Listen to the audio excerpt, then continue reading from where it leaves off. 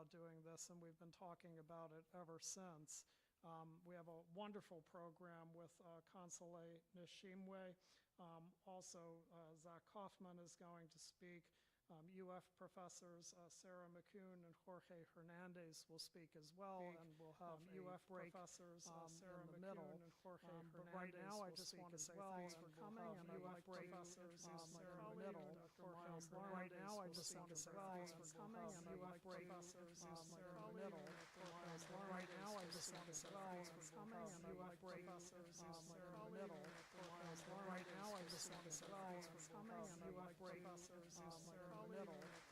Right now, I just want to say thanks for coming, and UF professors in the middle.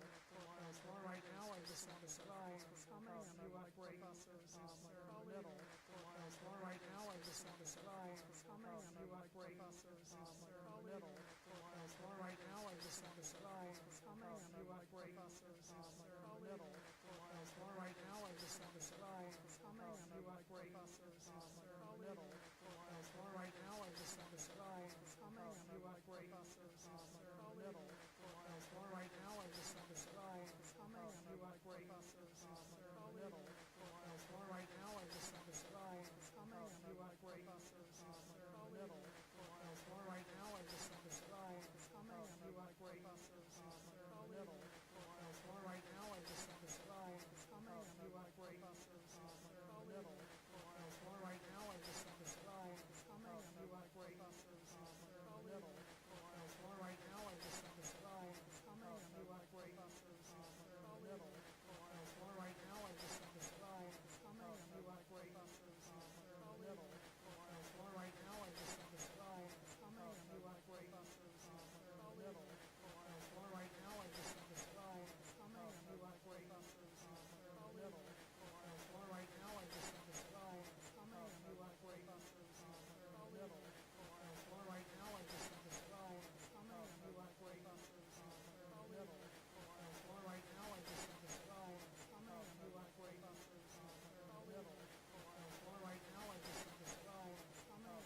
coming, and UF professors in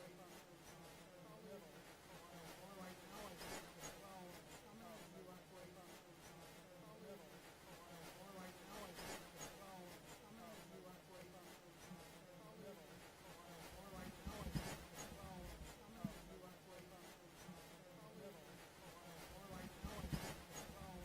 Right now, I just want to say thanks for coming, and UF professors in the middle. Right now, I just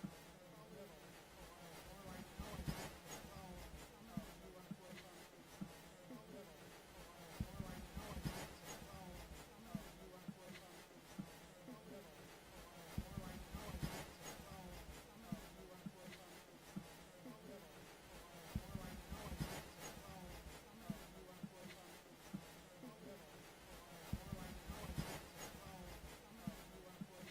want to say thanks for coming, and UF professors in the middle. Right now, I just want to say thanks for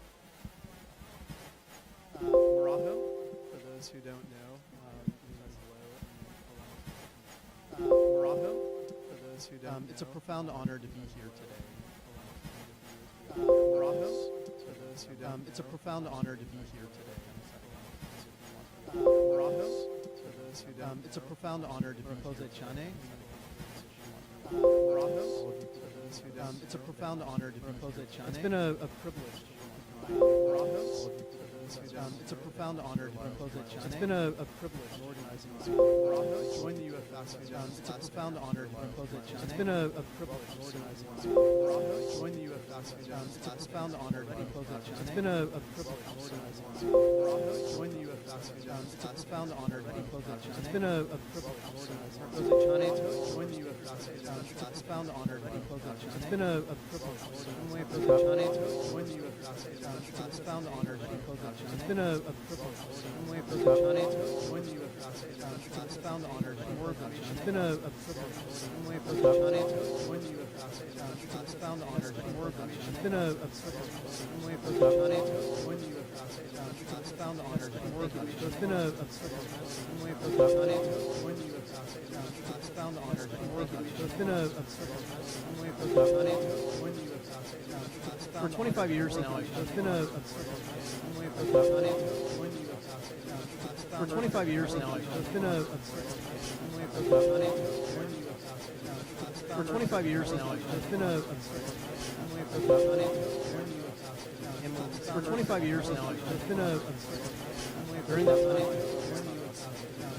for 25 years now, it's been a during that time for 25 years now, it's been a during that time. I'd like to note that for 25 years now, it's been a during that time.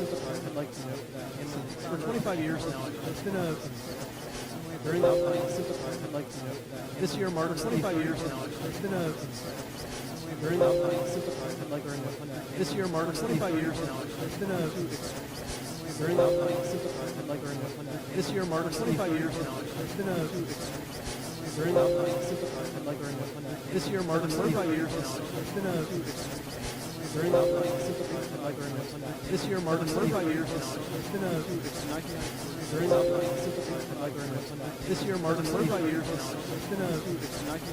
now. It's been a during that time. Learning this year marks 25 years now. It's been a during that time. Learning this year marks 25 years now. It's been a during that time. Learning this year marks 25 years now. It's been a during that time. Learning this year marks 25 years now. It's been a during that time. Learning this year marks 25 years now. It's been a during that time. Learning this year marks 25 years now. It's been a during that time.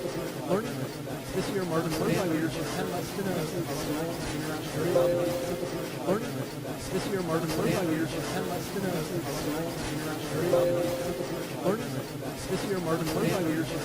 It's been a during that time. Learning this year marks 25 years now. It's been a during that time. Learning this year marks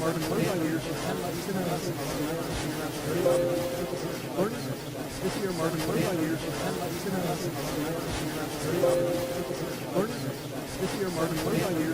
It's been a during that time. Learning this year marks 25 years now. It's been a during that time. Learning this year marks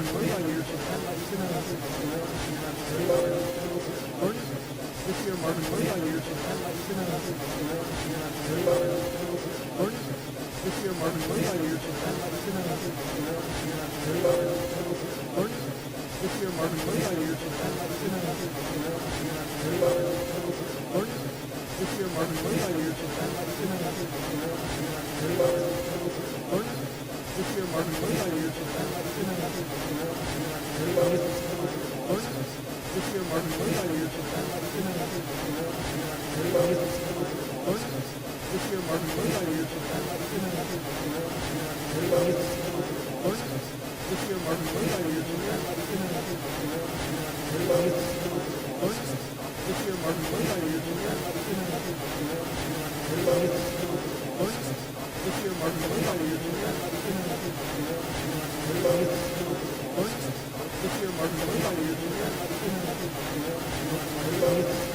Learning this year marks 25 years now. It's been a during that time.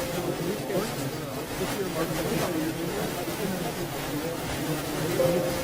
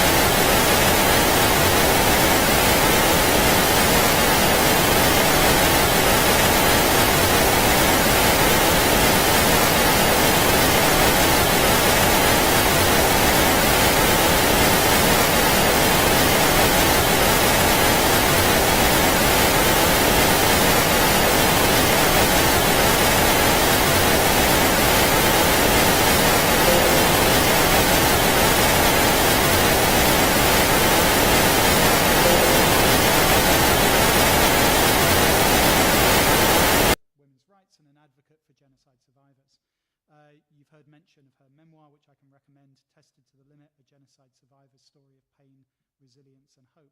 Consolee has appeared before and addressed the UN Resilience and Hope Assembly. Consolee has appeared at the United Nations as well as many educational institutions, faith-based communities and conferences, and received many awards and featured in many media presentations. Consolee, thank you very much for being here. The floor is yours. Thank you.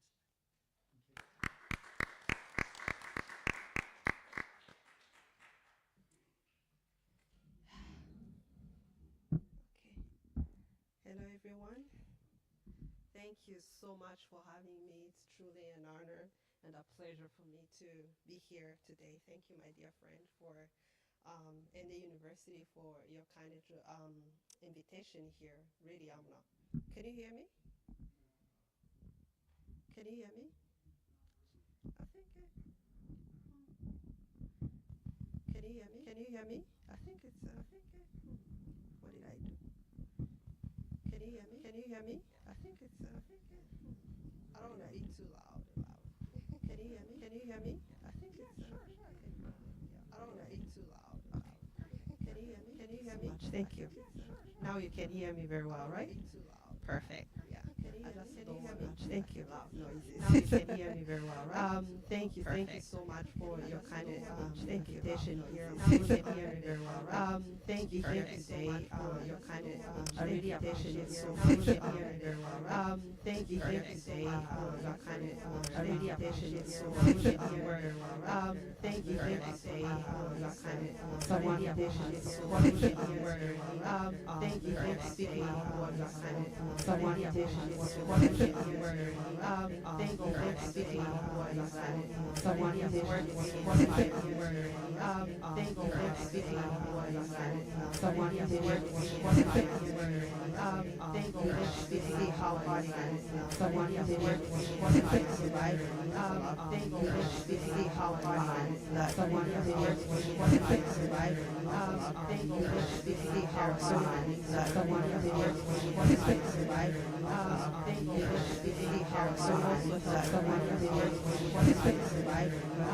Thank you for speaking how someone someone is here. What is it? Thank you for speaking how someone someone is here. What is it? Thank you for speaking how someone someone is here. What is it? Thank you for speaking how someone education. The world is still going through a lot of pain. So as we are here, there are so many things going on around the world that like you mentioned. Other places where they are going through atrocities and a genocide, and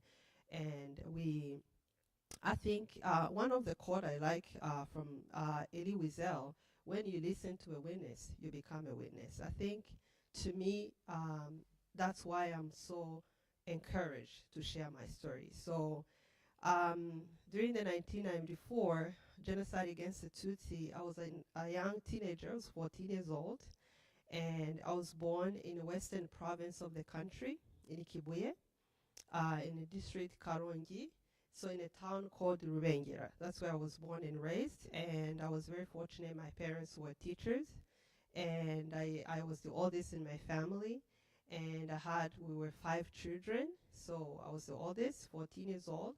My sister was 11, and also my younger brothers, aged 9, 7, and 16 months old. So I would say that I was very fortunate to be born in a family that loved me, that cared about me and my siblings. But at the same time, I was born in a country that we were being persecuted because we were Tutsi. So even though I felt loved and cared for my family, but at the same time, it was not easy. So I remember, being a young kid, going to school, elementary school, you're being told to stand up in a classroom. So because they wanted to see your Tutsi and Hutus. And that, it's not easy for any Tutsis at that time going through that. So, but at the same time, I was a kid. So in junior high school, that's when I felt actually, because I was starting to understand what it means a little bit to be a Tutsi, but not enough to understand that. But at the same time, I felt how hard it is because of being bullied by a classmate. just simply because I was a Tutsi. So I was not the only person. There were many others who were going similar things. And but for me, before the genocide, I didn't feel that much for me because of the being protected by my family. But what I've gone through, the worst things or the pain I've gone through is during the genocide. So when I found myself going to hiding for 3 months without even knowing I was going to survive.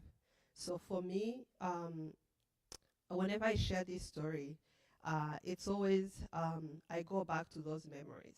It's been 30 years, but at the same time, it's not easy because you go back to those memories when you're young, you're a teenager, you found yourself doing something, going to hiding simply because of who you are, nothing you've done. So during those 3 months, I faced unimaginable horrors like any other Tutsi. And I remember many instances where I had to go through pain and sufferings. And I remember when we went into hiding with my parents, my siblings, and in our area already, the genocide started, and they were killing Tutsis and burning houses and destroying everything we had. So I remember in my area, in my town, we lived not too far from the communal office at that time. So many Tutsis gathered there, hoping that they can seek refuge there. But at that time, the mayor told them to go to the stadium. And for those who know Gatwaro Stadium, the many Tutsis who gathered there were slaughtered and killed in the most horrible way. And many of the family members, some of the family members were there too. They were killed. So, and me and my family, as we were going to the stadium, my mother's instincts told her to never keep going there. So we decided to not keep going with the people. And then we went to seek refuge to a family friend. So that was our first journey to start going into hiding. So, and at that time, I never imagined, I never forget the images of people singing on the streets and how terrible it was, homes being burnt. And for me, I never imagined that it was going to be 3 months. And I thought maybe it was going to be a few days and then go home. Maybe something would change. So, but that was the beginning of the pain. So, and you never knew how people were kind. You never know how, these were friends, these were neighbors. My parents being teachers, they have taught their children. So, and for me, I hoped that, in my mind, because of how my parents taught me to respect, in a Rwandan traditional way of respecting people, and I hoped that they were going to be kind. So this family didn't keep us for a long time. So, and we had to leave their home. And I remember the day we left their home, it was in the night, early in the morning, when we were hiding in the bushes. The killers already were killing people. They started going to kill people, having roadblocks everywhere. So you had to avoid going to the roads. So because they had roadblocks everywhere. So, and we had to seek refuge through the bushes, and in order to get to a home, knock on door of a Hutu house home, who was kind enough to keep you in their home. So, and I remember that time early that morning, around where we're hiding in the middle of sorghum plantations, and there was a small river around the area. So, and the killers already, the way like you've heard, the dehumanizing language, they use cockroaches and snakes. And for me to hear how happy and, it was very scary for me to hear them saying, "Where are you, cockroaches?" And my mom and my dad and my siblings and my dad's sister, we happened to be hiding in the same place in the bushes. And my mom was the only person who was really strong enough to keep telling us to pray. Keep praying in your hearts, keep praying, and stick together. And I never imagined to see my dad being scared the way I saw him. The body language and how he was sitting and scared. Was somebody that as a kid who was protecting me, who was strong, and to see him in that kind of situation, it never leaves my mind. So my dad was a very, very good person, and to see him in that way, it's really painful for me every time I remember that. So, and as we came out in the bushes, the killers already surrounded us, and Um, Everybody was trying to figure out how to stay together. Some were scared. And my aunt, because of the being scared, she ran and she was murdered, not too far from where we were. But I didn't see it. My siblings saw what happened. So, and there was a young lady who was a Hutu living with us at that time in our home. She came with us. She refused to go to her parents. So, and she was with us at that time, and she ran also. We don't know what happened. If she survived, nobody knows. So, we tried to find her, but we couldn't find her. So, and the rest of us who remained together, the killers already had machetes and, surrounding us. They took everything my dad had in his pockets, whatever else we had. And it was very scary. It was early in the morning. Already the killers started going to kill. So, and we had to avoid going to the road, to the main road. So we had to go through the bushes and climbing the hills. And I remember when we decided to keep going, we reached to a home where, of course, everybody was screaming. We found the Tutsis, and as you can imagine what it was like, terrifying. So, and as we reached to this home, and my dad was holding my younger brother in his hands, and as we reached to this home already, there were people sitting outside, those who were watching to see what's going to happen, others calling, it was different people doing different things. So, and this young woman, my dad used to teach her at school before. So, and she took my younger brother from my dad, and she said, "Follow me in the house." We followed, and some of our family members were sitting outside. And as we followed her, my dad decided to go in different directions, so to hide in different place. The killers decided to follow my father. So, and when they followed him, the rest of us, of course, were hiding in our house, and they put us in the ceiling of the house. As you can imagine, we were praying for our dad, what would happen to him. So, and later on in the evening, because they had a bar outside, they used to drink beer, traditional beer, guagua, and some other beers. So, because they were rewarding themselves, talking how many people they murdered, who they murdered in the area, who they found. So, I never imagined that they were going to say that they murdered my father. This is a man who woke up every day, going to school to teach, and my dad used to love his job. He was someone every parent used to take their kid to his classroom because he had a big heart. He cared very much about children and his job. And I remember when I was younger, I used to, when I was little, every time because I went to elementary school, he used to teach. I used to, as a little girl, I used to go to his class before I used to go to my class before as a kid. How gentle he was. He would just allow me to do anything or run around before I go to my class. And then he was very warm and very sweet man. So, and to hear that they murdered him simply because he was a Tutsi, it was very hard for me. He was my best friend. And we kept hiding. We didn't know if we were going to survive. Now it's my mom and my siblings. And during those 3 months, my mom took us in many, many different places, and it was a rainy season, and it was hard. We didn't have everything. We were hungry most of the time, and we didn't eat much. And I remember one day we went to this home because my mom had to carry my younger brother on her back. Even while we were sitting in the bushes and hiding, she would carry him, have him on her chest and making sure he won't make noises and cry. And I remember we knocked on door of this home, and my mom was just going everywhere, whatever she could think of, but she didn't know who was kind, who was it, just to go to any home. And I remember we went to this home in the night, so we knocked on their door. We were hungry. We needed at least to find a place to lay down and just eat something. So, and this woman was part of the killing. Her husband was at the roadblock during that night. So, and the kids in the house, my mom taught them in school, and they recognized my mom's voice as she kept knocking on door. Please help me and my kids. And this woman kept refusing, but her children begged her. They begged her, please help our teacher, mom, please help our teacher.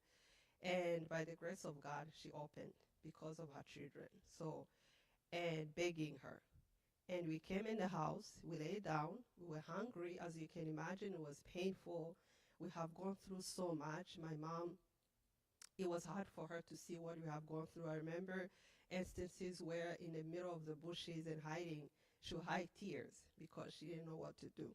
It was painful for her. And I remember when we stayed there, because this woman was part of the killing, she didn't want to keep us for a long time. The reason why she allowed us to be in the house is because of her children. Even now, we are truly grateful. Those kids are alive. They are grown, of course, parents now. So, and we love them. I really care for their kindness, really. So even though her parents committed the genocide, but their kindness really, we need to show them how much we appreciate them. So, and I'm truly grateful for them. Of course, the parents, her mother, went to jail because of the genocide. I don't know, maybe their father probably fled the country. I don't remember very well, but their mom went to prison because she committed the genocide. So, and they didn't keep us for a long time.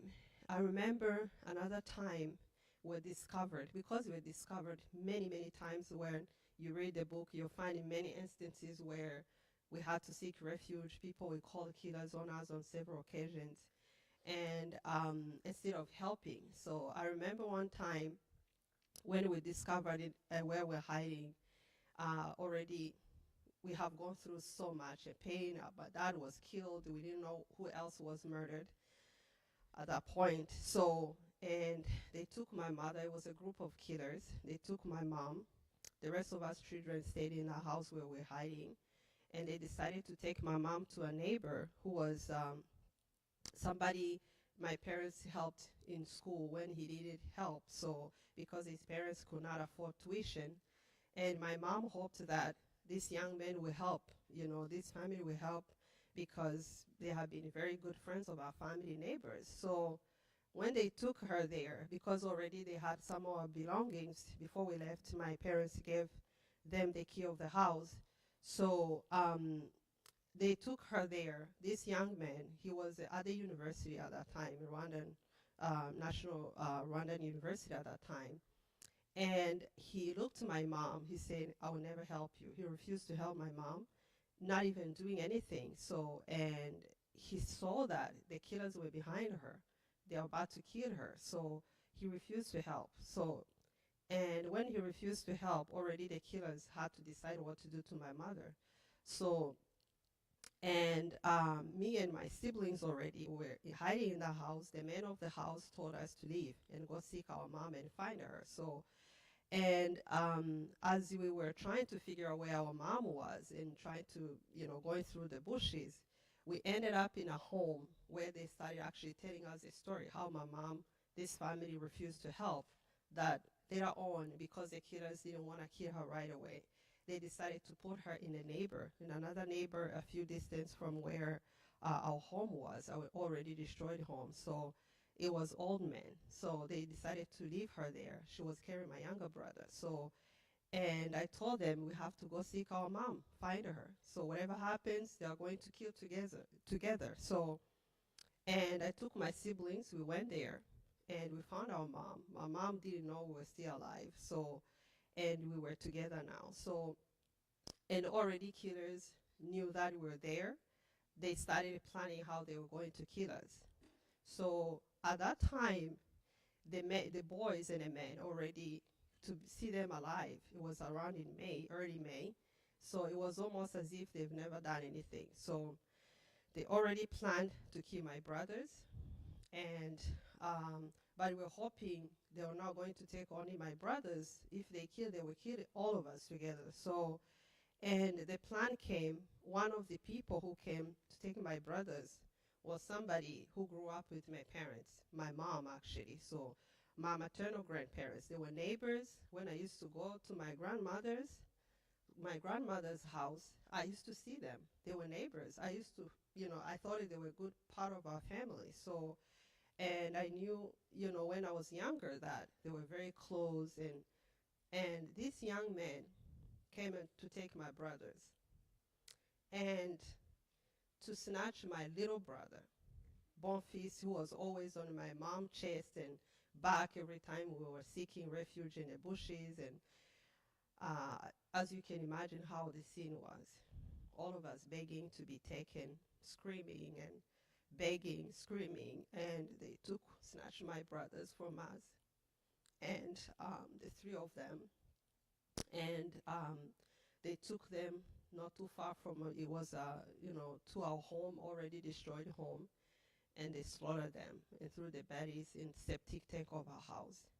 The rest of us, me, my mom, and my sister, were begging and crying, begging, but because our time was not, there yet, so, and we don't want to hide any longer. So, but somehow when you survive, things keep happening.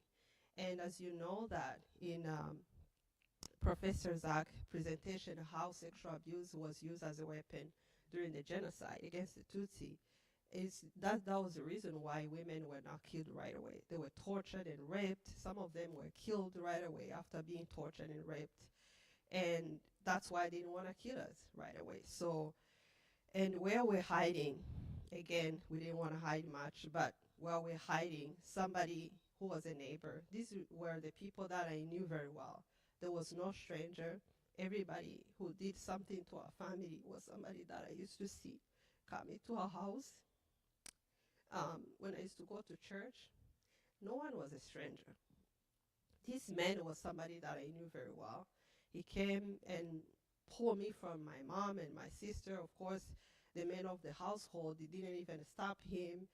As you can imagine, we haven't eaten much, how we looked, our bodies, and frail, and dragged by him, not too far from our home. My mom begging to be killed, not taking me. And I was taken not too far from our home and was raped by him. He hoped that killers would come and torture me, and like the same way he was doing, and left me there.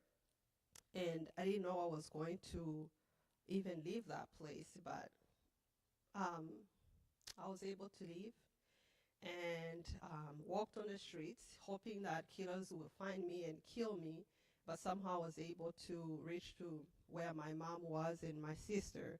They didn't know I was still alive.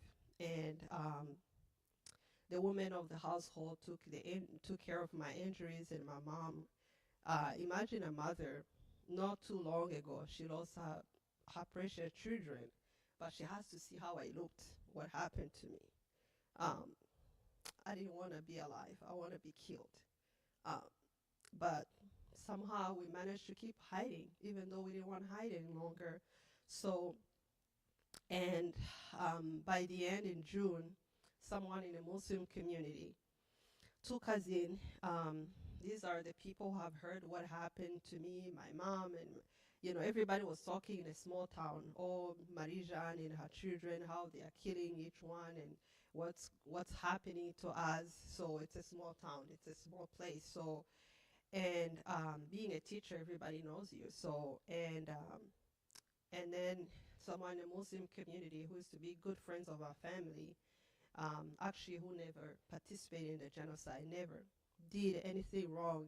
Every time he was helping everybody. In that Muslim community, actually, everybody was doing a lot to help, to protect.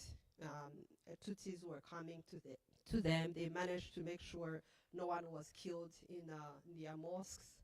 And I remember when we went there, already they had a few people they were hiding. So I write it in my book about that, the people who were murdered, they discovered in that place how they murdered them, and how these people were very protective, and how one of the people were hiding them was killed alongside with the people he was hiding in the houses. So, and these people were so kind enough. It's so important also to highlight that the people were so kind even in the midst of genocide like that, who never allowed themselves to commit a genocide. So this young man took us in his house, and that's how we were very well protected. And even though we have gone through so much, the pain and sufferings, and he decided to protect us for the remainder of the genocide. And he said even killers tried to come and kill us, but he refused to allow them to come in the house. So, and that's how I was able to survive. My mom and my sister, of course, the RPF stopped the genocide, were able to join them where they were at that time. So, and of course, in my area, a lot of people have been murdered. So many Tutsis have been murdered. Families completely wiped out. It's one of the places in the country that have lost many families. So, and now to find out, you know, when we survived, my mom, my sister, in our household, we lost my dad and my three younger brothers. But in the family, my grandparents, my uncles, my aunts, on my dad's side, almost everyone was murdered. Every adult person was murdered on my dad's side, including some children. So we are only few grandchildren who survived on my dad's side. And then on my mom's side, at least I have a few people, aunts, many of them are women who survived on my mom's side. I have a few cousins and aunts. So at least I have a parent. In my town, my fellow survivors, most of them who are my friends, they lost their entire families. I'm one of the few who have a parent. So, and as you can imagine, the scale of the genocide, how the families were murdered, how the plan of the genocide. That's why it's important to talk about it, to show the magnitude and the pain of the genocide. So, and now my mom, who was a teacher, went back to teach, which was not easy. She carried so much pain. I carried a lot of pain myself, my sister, and whoever else survived in our family. But we had to figure out how to live again. And I went back to school. My sister went back to school. My cousin, who used to, you know, who lived with us at that time, her parents were murdered. She was a teenager too. So my mom and my aunt raised us in the same household, and my mom went back to teach. And one of the things I admire about my mother and my other fellow survivors, she was somebody who carried a lot of pain, but also love in her heart. And she cared about the kids she had taught in school. Even now when you speak the kids he have taught in school, everyone has good things to say about my mother. Like how kind and caring despite the pain, because in the beginning when she went back, everybody was scared. What would she do? Maybe she will harm us, maybe she will do something terrible. But at the same time, she showed love. That's the same thing she used to tell me and my sister and my cousin, how to be kind, to be caring, never to show hatred. And despite all the pain, it was not easy to tell teenagers who have gone through pain. But I'm so grateful she did that, because at least it helped us to care about people despite all the pain. And it helped us to be able to move on with our lives. And but for me, it was not easy because I carried so much sexual violence, rape, and I carried a lot of other things that we have gone through. Every time in school, I used to have nightmares, and I used to have images going through my mind. I had nightmares like any other survivor, but I reminded myself that I have a parent. At least my mom gave me her time, her shoulder to lean on and cry. Really helped so much. But because of what we have gone through as survivors, we have to live with the consequences. So, and the trauma itself, and also the women who have been raped, living with HIV and other, having children from rape. So it's not easy to live with. But because of the country, the way we're encouraged to live and to never give up on hope, that also helped. So for me, I really went to school, even though it was not easy, but it helped also to be encouraged to move on, and my mom and everyone in the country itself, so everyone around. So, and, but at the same time, I carried a lot within. So, but when I came here, also finding out later on that I was HIV positive as a result of what I've gone through, like many other women and girls, it was not easy. I was young. I need to move on. I need to have life, but I lived with something that reminded me every day what I've gone through. Every day, you know, having a pill reminds you of your pain and your sufferings. But I'm thankful that I had the courage when I was here to go to therapy, and which helped me to start talking about it, journaling every pain that I've gone through, and knowing that there are women who were killed, who have been tortured even worse, that are being tortured, and those who cannot even get up in their beds. I know some of them who never moved on, and whose lives are still hard even now because the pain and what they have gone through, they can't move on. So, and those who have been physically tortured because of how the rape was done was really in a most horrible way.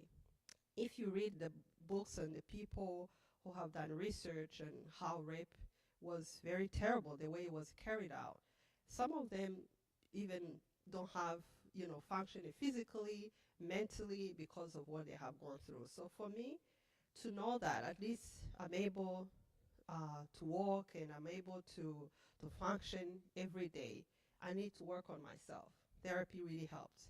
And I was able to write my story, which came from therapy and journaling and everything, that to allow myself to be vulnerable and also allow me to think of my fellow survivors. What can I do? How can I be able to not only survivors, our community, how can I, if I share my story, if I start this journey of talking about what happened and helping each other, at least I'm contributing a little bit to the well-being of our community. So at the same time, helping myself. So, and through that journey, writing my book, which was very cathartic for me, it helped my family, my mom. Really, she was able to start her healing journey herself, and we talked a lot. My mom is my best friend. We talked almost everything, and I hoped, when I was writing my story, I hoped that I was thinking like any other person, she might tell me, just leave the part of rape because, the stigma. But for her, she allowed me to do that. She never stopped me, which helped her also to heal because she was carrying that pain herself. So, and through that journey of speaking and really helped me to begin my healing journey and be able to embrace life, to love life, even to see myself as, like I have a purpose. So, and now that pill, that was a threat to me every day that I used to I take every day.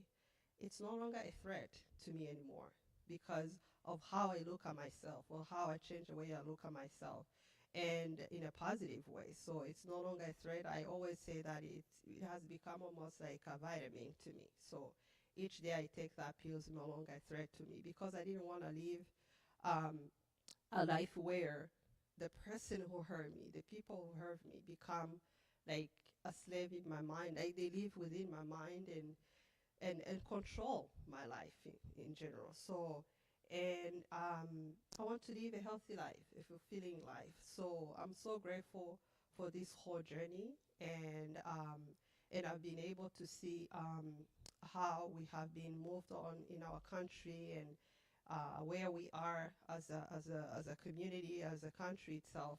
It really makes me happy that overall we are doing the best we could, not only to reconstruct in many areas of our lives, but also to heal from the trauma we have gone through, which is a journey. So, and it's still a long journey. It's 30 years, but it's still a long journey. But one of the things that makes me happy, we never give up. We continue to work on ourselves and to help each other, to support each other. So, and for me, um, one of the things that helps me every day, I always remind people, every community, everyone who has gone through pain and suffering, never lose hope. No matter what horrible circumstances you may face in your life, never lose hope. For losing hope is the beginning of your own self-defeat. And at the same time, I always remind that um, silence favors perpetrators. Whenever you see injustice, you must speak out. And I just want to thank you for your kind attention. Thank you.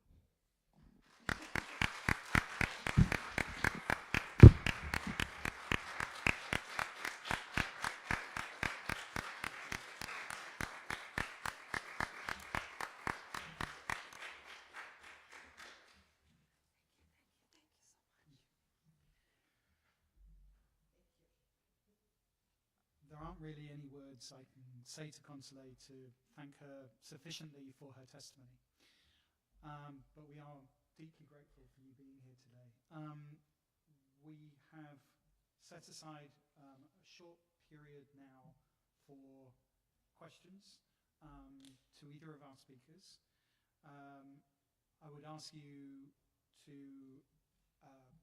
phrase your comments as a question, please, and to also just say who you are and who you're directing your question to. Please.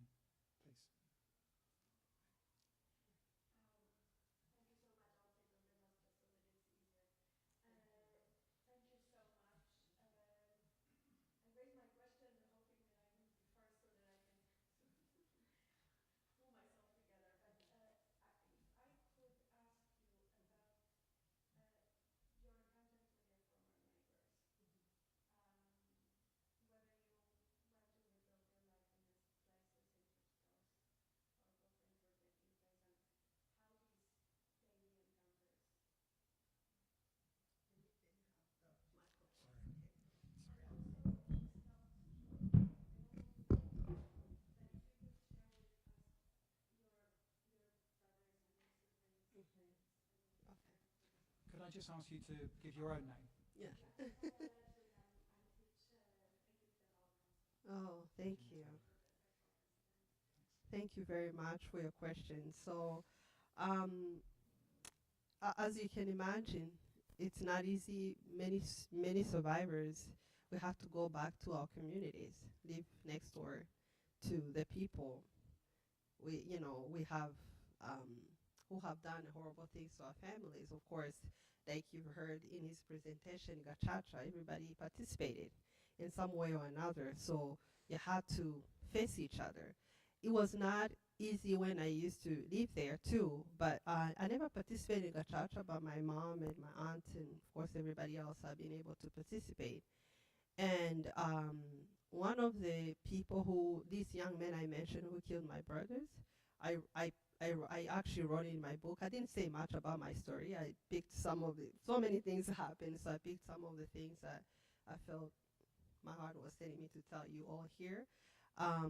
And this young man wrote a letter to my mom when he was facing justice in Gachacha about what he did and how he feel horrible to kill my brothers. So it's in the book. The letter is in the book. And how his family has been good to my family has been good to their family, and how he feels horrible. These kids will have been, part of, doing great things, and what he feels. And he was so remorseful. His family was remorseful, and they have been really asking for forgiveness to our family for many years. And I have actually a photo of my family, my parents when they got married. His sister was among the flower girls, in my parents' wedding. So, and that's how close they were. So, and their family felt bad. And I'm so grateful that it really recognized the pain we have gone through. And that young woman I mentioned, actually, who is in the photo of my parents getting married. And she's a good friend of my mom now. They went to teach together, the same school. And she's one of the people who comes in any function we have in our home. She's the first person to be there to support and be there. But this young man, of course, he had to face life imprisonment, because he has murdered many other people, including some of the families that I knew very well. So he died in prison. So, and of course, as you can imagine, throughout the years, we have been learning to live together, learning how to coexist in a community. So, and for my mom, it's not easy, but she's been able to, live well with her neighbors and many others too. So we learned. It's a gradual journey, but we were able to find ways to live together. So, and and also in terms of justice, I wrote in a book also the man who violated me was able to face justice. So not so many women who got their justice. And when I was a teenager, he was found where he was hiding and was taken to prison. I saw him. I went there in prison. Of course, I was young to even have the courage and strength to verbally say much about. But I was scared, even myself, to be there. So, but at the same time, it was necessary. So they had to see me, and at least he was in prison. He died in prison. So not so many, but I'm glad that it happened too. I write that in a book too. I have a photo of him, of somebody who found him in prison, but I chose not to put in the book. It's somewhere, so the photo. So because they had to show me and my mom they found him, so they took a photo of him. And yeah, so I remember the other question you asked. Oh, my brothers. The names were Bonfils Abimana, the youngest, 16 months old, and the 9 years old was Hunsi Philibert, and the 7 years old was Pascal Muvara. I have a photo of us, which is the only photo we took a few months before the genocide. So a photo of me and my siblings we took before. Luckily, somebody kept those photos, so it's the only photo I have with me and my siblings. Yeah. Okay, I've now got 3 questions. So we'll start here, please.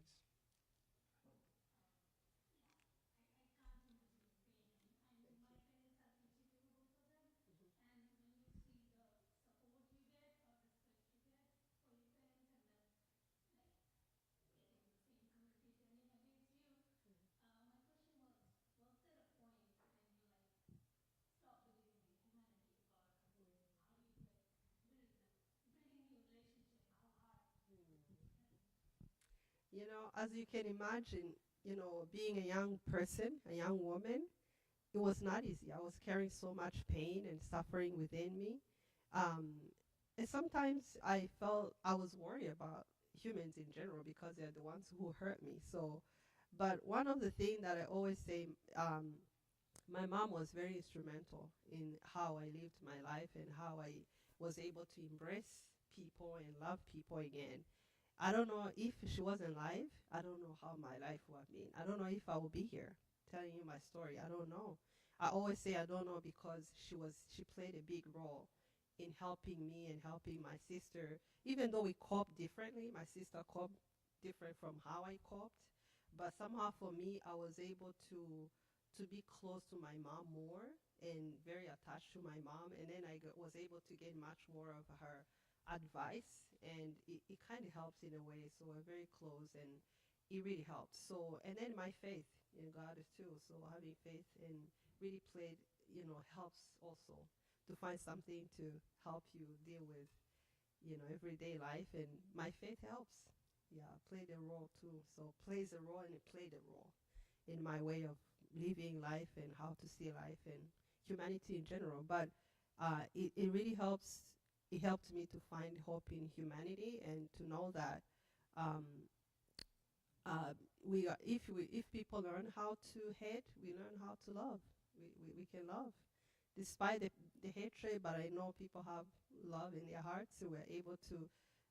We can allow, you know, that's if I'm here, I'm alive, and I should not go that path to hate because what it did to me, it did wrong to me. It left me with a lot of pain and suffering and consequences that I had to deal with.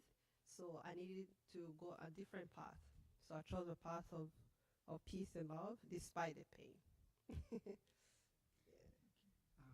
Prophet Michel.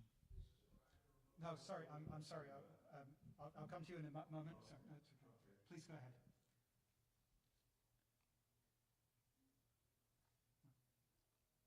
Thank you.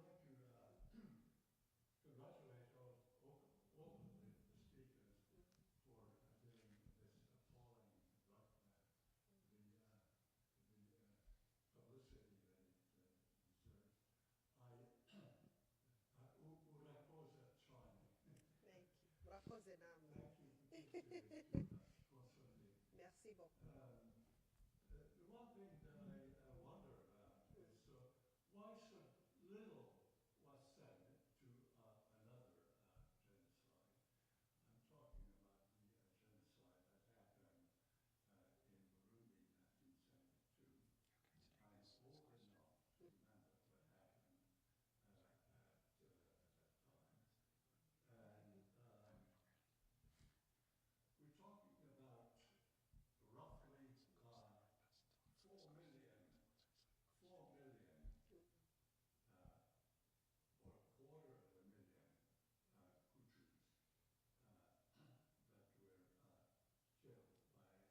predominantly Tutsi army. Now, I've written extensively on this episode, well, but I wonder why so little was said on this other genocide, which I described as the first genocide ever recorded in an independent African state, namely Burundi.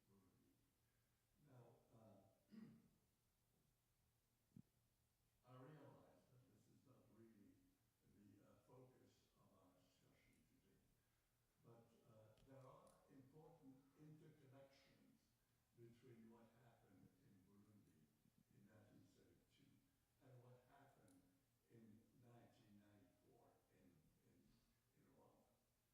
And I think this should be a very important task to try to identify the interconnections. I see at least two very important ones. One is that the way in which the genocide in Burundi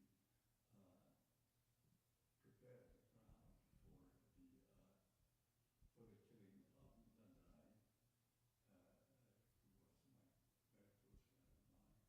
and Melchior Ndadaye was immensely popular in Burundi among both Tutsi and Hutu.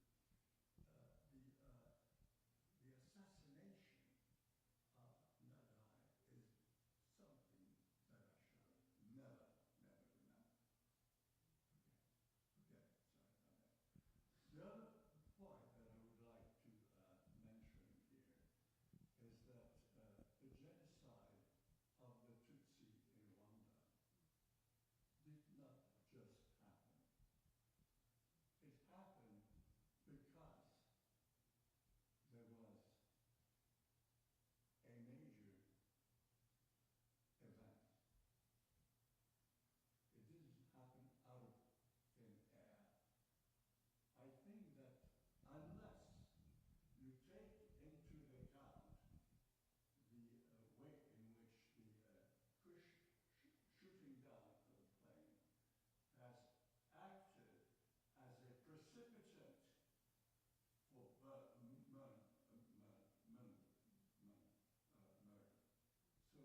think that those are important points that we want to consider, particularly the shooting down of the Habyarimana plane and the passengers, which was the precipitant for the killings, for the butchery. If you hadn't had the shooting down of Habyarimana's plane, you wouldn't have had the genocide. Thank you. Thank you, Rene. I think you've made some eloquent links between and comparison points between events in Burundi and events in Rwanda. I think I'm going to ask Zach to talk more generally about the comments on your question. Well, first of all, it's an honor to meet you. I'm new to the University of Florida, and I've read your books throughout my career. So thank you.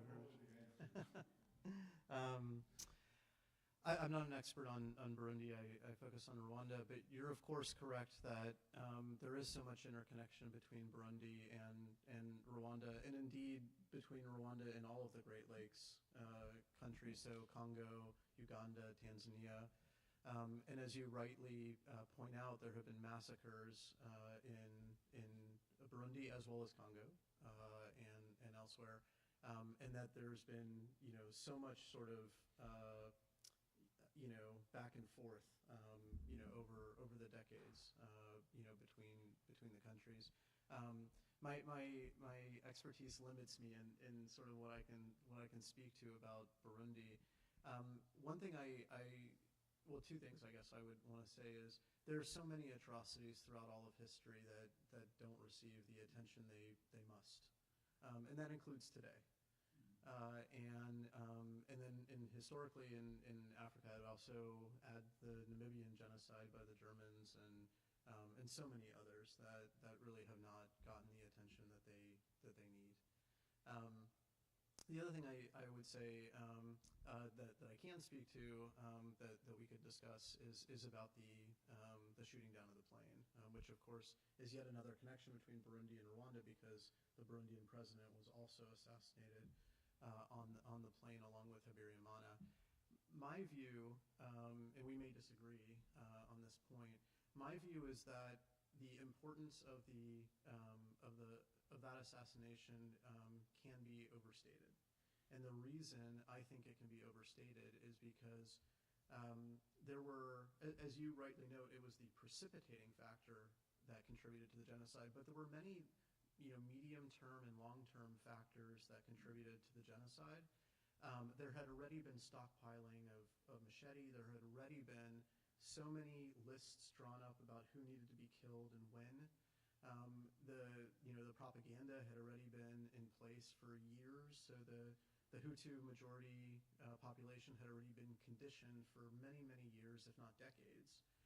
There had been practiced genocides on smaller scales starting in the 50s in Rwanda.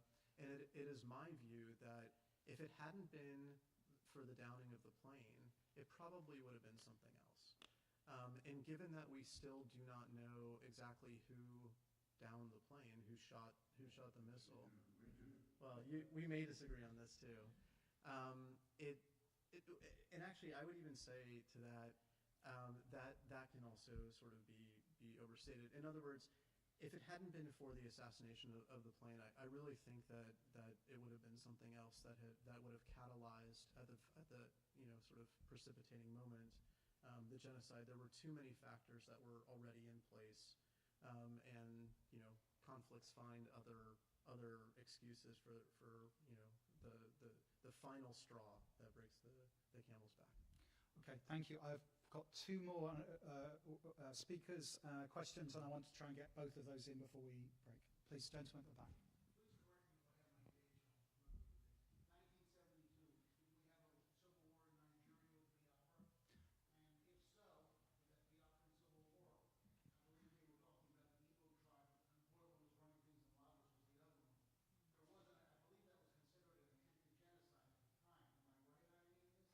So 1967 to 70 are the specific years. No, that's okay. You're probably better placed than me. Some have characterized it. Sorry. Some have characterized it as an attempted genocide.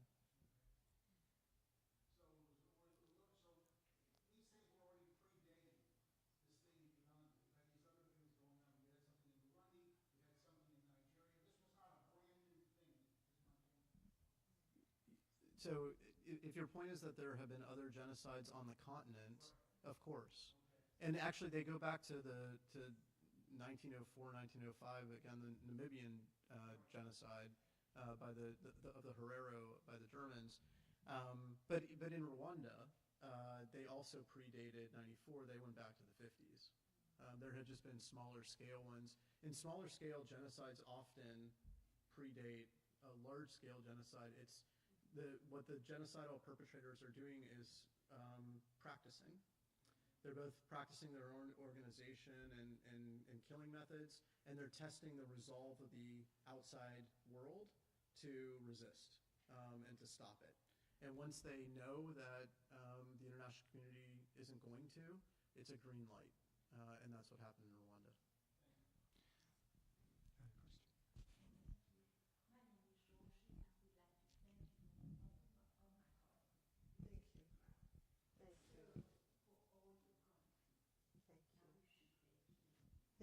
Thank you so much. I appreciate that. I'll give you a hug later. Thank you. Thank you so much. Bye.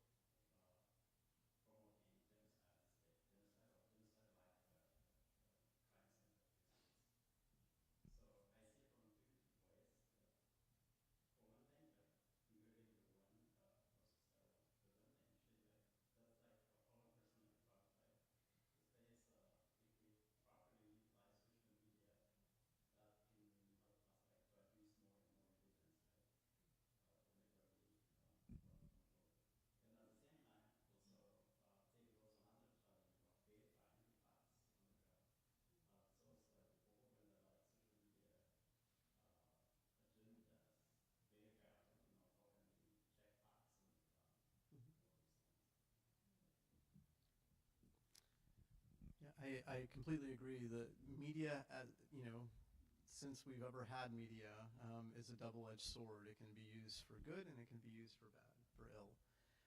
In the case of social media, which occurred after the genocide against the Tutsi in Rwanda, and I had a slide that related to this, concerning how Facebook had been used to incite the genocide against the Rohingya in Myanmar. It's the same as had been the case with radio and print media before that. On the one hand, it can be used to not only incite but to orchestrate. And Rwanda was amazing. The RTLM was literally not just inciting; they were directing people to kill certain people in certain locations. They were saying, Professor Larmer is running down, near the University of Florida campus. Go get Professor Larmer. They were that specific. And the newspapers also were speaking about specific people. They weren't just conditioning. So they were both inciting and orchestrating. And this is part of why the ICTR set a precedent. The Rwanda Tribunal set a precedent in convicting journalists, because they determined that even with just words, one can certainly contribute to perpetrating a genocide. Merely just words. And today, social media, again, as before, can be both good and bad. As you mentioned, it can help to document an atrocity as it's unfolding. Very important. There are trials, today, where they're scraping from social media quotations of incitement and photographs. I've also seen, when I was on the Senate Foreign Relations Committee, we often were working and receiving information from social media companies where you could analyze a photo. You could tell what time of day it was taken. You could see the direction from which, for example, a missile was shot. And you could, through various metadata in the photo or video, find out a lot about what happened, and you could authenticate it. Authentication is a current problem in submitting social media evidence to tribunals. It's something that scholars and practitioners are working on. How do you authenticate videos and photos in the current day when everybody knows you can falsify through deep fakes and Photoshop any number of photos and videos. So it's a challenge that people are dealing with. On the other hand, so that's all the positive ways to use social media. The incitement is out of control. There's so much more posting on social media than social media companies can deal with. Right now, I'm involved in discussions about how to use artificial intelligence better to identify incitement on social media so that content moderators will be able to take it down. And we're really just in the infancy of this period of kind of innovating on AI in dealing with atrocity prevention, but it holds some promise because the amount of content is just way beyond anything that any human could deal with. And then there are also controversies, as they always are, about balancing free speech with security. And I don't know that anybody sort of knows that they've got the perfect balance yet. But that's also something that social media companies, governments, the United Nations, scholars are working on. And it's a really promising development that we're facing to try to balance that better than we ever have. Okay, we are beyond time. We're going to take a quick break. We have a 20-minute break. There are refreshments just outside. And needless to say, I would like to thank our two speakers, Prof. Kaufman and Consuelo Nishimwe.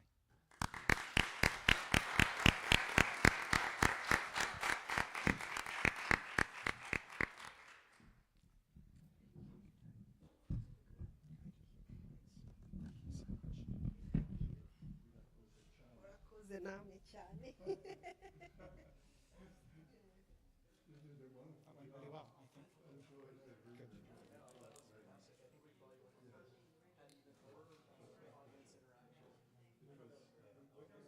will just begin to ask questions as I guess.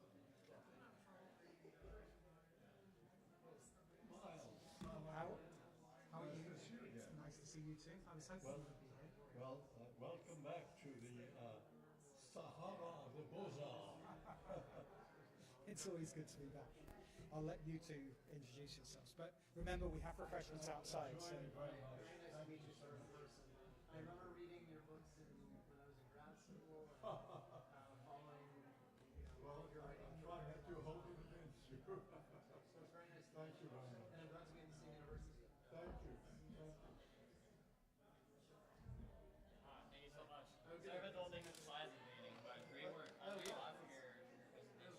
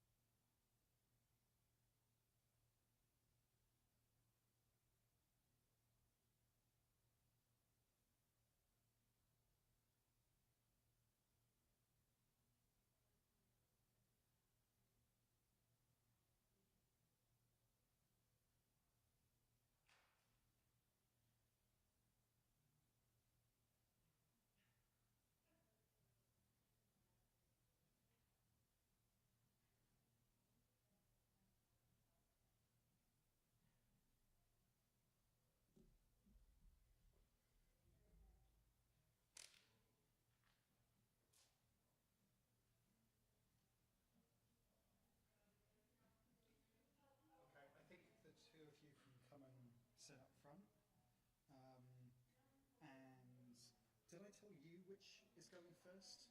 Do you have a preference? Okay, we'll work that out. And in some way, somewhere on this weird computer setup, there are both your PowerPoints. You're gonna let the facilitators do that? We really are, because they know what they're doing, it seems.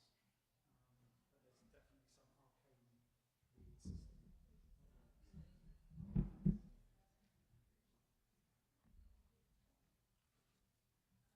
gonna get a note.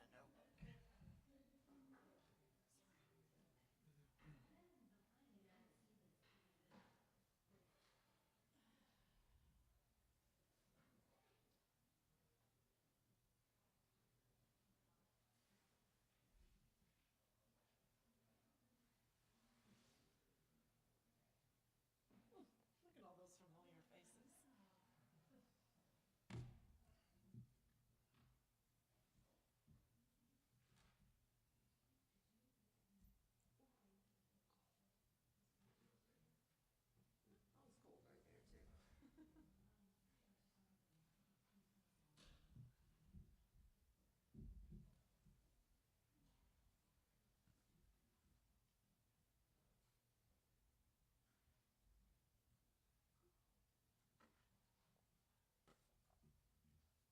more like HICD type stuff. And so I ended up going 10 days ago because Miles, the other major PI for World Vision, he couldn't be there this week.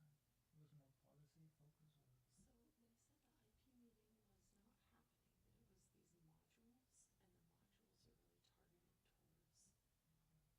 IP meeting. And so we backed our stakeholder meeting up 10 days and did it on the 17th or whatever it was, 18th, so that we could all be there. So we did our own stakeholder meeting, yeah. So I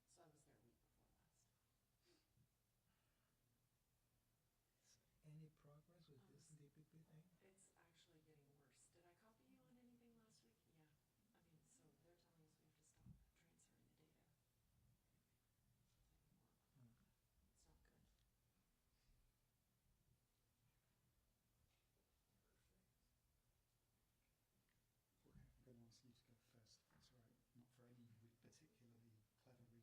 I mean, so they're telling us we have to stop transferring the data.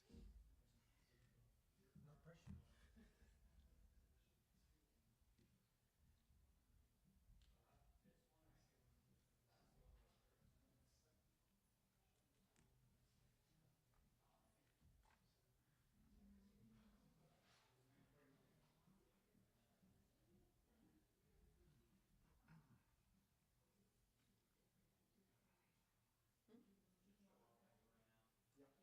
ask you to go first. That's all right. Not for any particularly clever reason. You go first. He's that, yeah.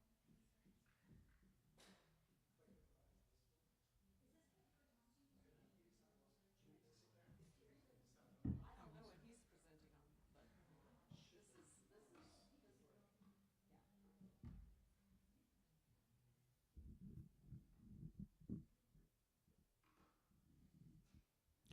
yeah. Ask him if you can.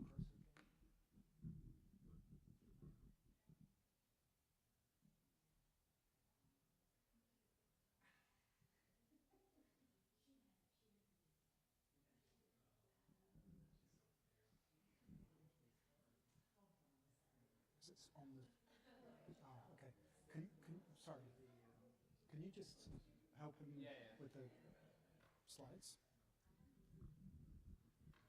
Yeah, my eyes are.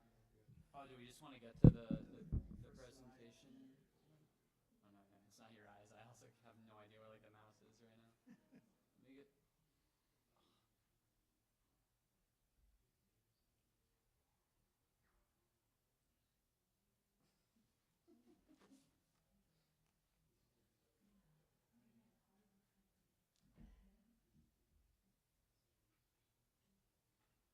Oh. Okay. That's the first slide, right? Okay. And then you just want to get to the present mode? Yeah. Hmm. Does it work if you just hit the scroll or no? Can you put the presentation mode? Yeah, I know. I just like have no control over the.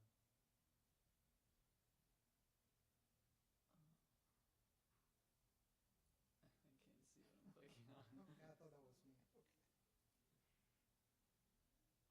I want to click something up.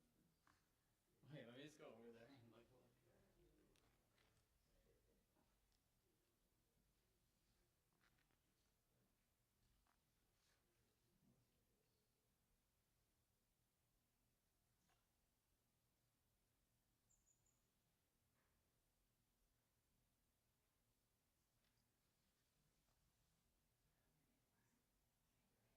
I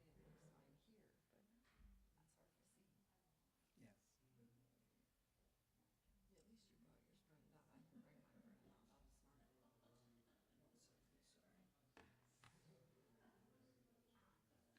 Yes. At least you brought yours printed out. I can bring mine printed out. That was smart. Cause you see, it's like the small, it's like the tiny box, like all the way in the bottom, right? If this one is okay, I can just go with this. Yeah, I know. It's just with this one, like you have to keep looking. I feel bad. Yeah. I mean, I just don't understand. I don't know why it's not letting me like take the mouse to that screen. The guy was there before to help me with So it. just to but- advance, I just roll the. Yeah. Okay. I mean, you can just click. I think Yeah, you that's just click, fine. it'll work. Sorry about that. No problem. Okay, one or two people are still making their way back in, but we are going to start. And this is a panel that we wanted to look towards the future and think about the valuable work post-genocide that has been done over the last 20 or 30 years, not simply in the areas of transitional justice and reconciliation, but also in specific areas of support, development, and thinking about what a university like the University of Florida can be doing and is doing in assisting with the improvement of lives and livelihoods. So I'm delighted to welcome our two speakers who are going to talk about their very specific research areas that are making important contributions in Rwanda. So our first speaker is Dr. Jorge Hernandez. He's a veterinary epidemiologist. He has many years of experience in working on both public health and animal health across the world, and including in Rwanda. He's been a full professor here since 2007. He has published hundreds of research reports in peer-reviewed scientific journals. I'm not going to go into all of them in detail, but I want to thank Jorge, and he's going to speak for about 20 minutes on his titles on your screen. So please go ahead. Yeah, thank you.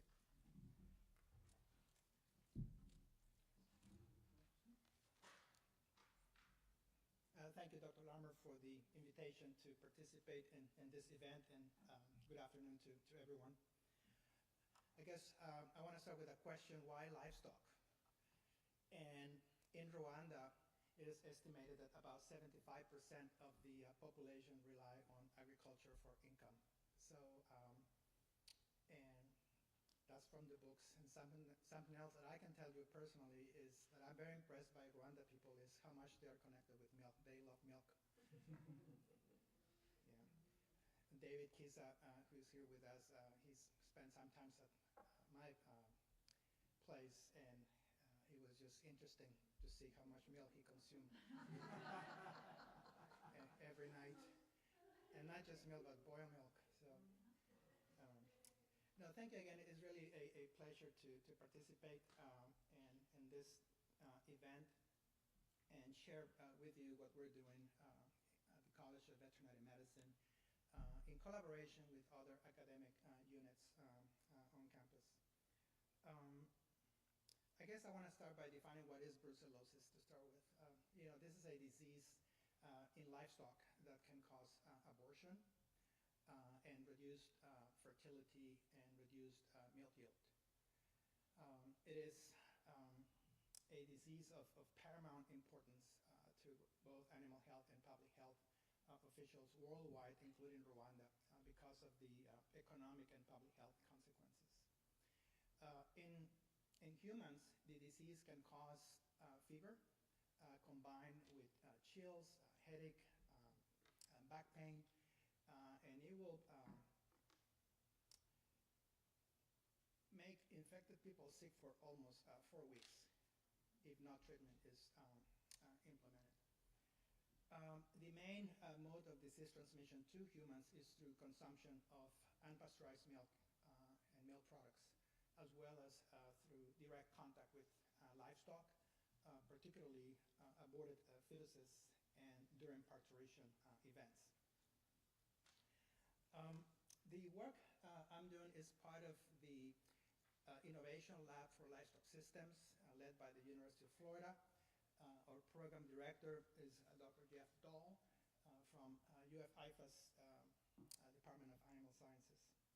I started working in Rwanda back in 2016, October 2016, when I had the opportunity to deliver a workshop on epidemiology and disease surveillance systems to junior faculty at the University of Rwanda and government veterinarians, including David Kisa, who is here with us today.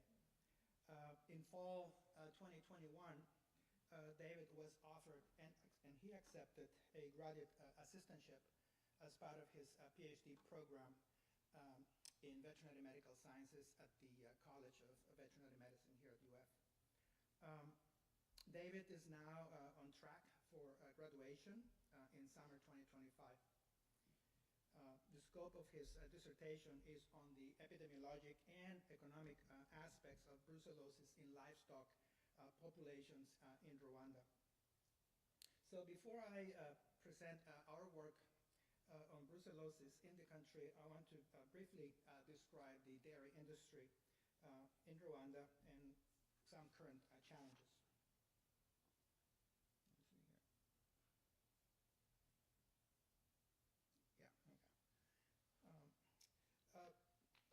Rwanda's 2020 vision is to become a middle income country. The government is investing significantly in the dairy industry by addressing important challenges, including the need to improve animal genetics, animal nutrition, access to financial services, infrastructure, and milk quality. A strategic initiative is called the Rwanda Dairy Competitiveness Program, implemented by Land O'Lakes International Development. This is a $15 million investment funded by the USAID, Agency of International Development. Program impacts shown on the lower right corner of this slide correspond to the 5-year period of 2012-2017. The government of Rwanda also has a dairy development project. Phase 1, Phase 2, these are 5-year programs. Phase 2 will started in 2023, if I'm not mistaken, and this is a $100 million investment designed to grow the dairy industry, including increasing the number of milk collection centers, improving milk quality, access to milk, and the whole milk value chain. Yeah. Rwanda is one of 5 countries in Africa that has access to medical drone delivery services, including transportation of vaccines used in human and livestock populations. So the country has the capacity to deliver a vaccine within an hour to any corner of the country, and that's very, very impressive. Zipline International is a private company in California that operates two distribution centers in Rwanda. And one of them is in Muhanga district and one more in Kayonza. The other four countries, if you're interested, is Ghana, Nigeria, Ivory Coast, and Kenya. Yeah. So, as I mentioned before, brucellosis is a disease that can cause abortion and reduce milk yield in livestock. The disease in livestock can be prevented through vaccination, biosecurity measures at the farm level, education and communication with farmers and family members. In humans, the disease can cause fever combined with chills, headache, and fatigue. Infected people can be treated and cured with the use of antibiotics over a 4-week period.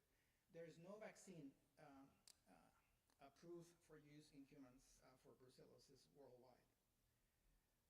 Prevention is mainly through education and communication by avoiding consumption of raw milk and milk products, and to avoid contact with livestock without personal protective equipment.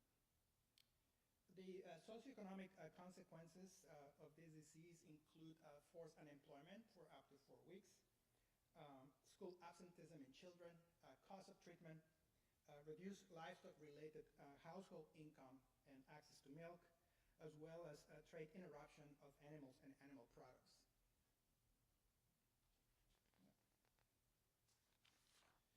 Overall, brucellosis is considered a neglected disease in countries with low-income economies. In Rwanda, the prevalence of the disease in livestock varies by geographic region.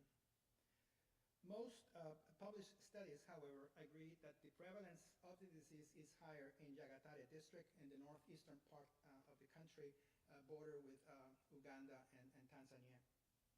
In Nyagatare, many farmers are engaged in what's called agropastoral farming system management practices, where infected cattle and susceptible cattle commingle at water points, facilitating disease transmission from livestock to livestock and potentially to humans. In addition, Nyagatare contains the Akagera National Park, located along the border with Tanzania. The park has wild animals that can act as reservoirs for Brucella species, namely wildebeest and African buffalo. A second challenge is that only about 15% of eligible cattle, these are female calves, are vaccinated every year or have been vaccinated every year. A third challenge is that the use of informal meal marketing channels by farmers, a risk factor for disease transmission to humans. And finally, most farmers do not know the disease well, nor modes of disease transmission. In a study conducted in Ramagana district by David last October and November, just east of the capital city in Kigali, last November, only about 20% of interviewed farmers recognize abortion as the main syndrome of brucellosis in cattle.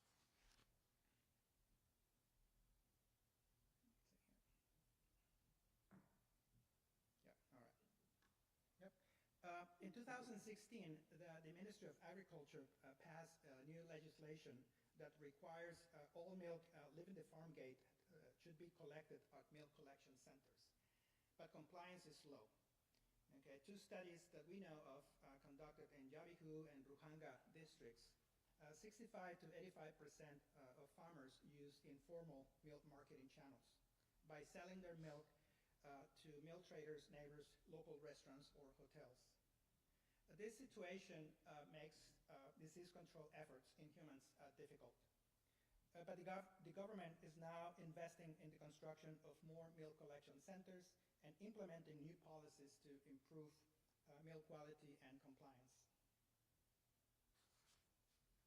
So next, I want to briefly present highlights of David Kisa's PhD work in Rwanda. But first, I want to recognize David's PhD committee members and collaborators.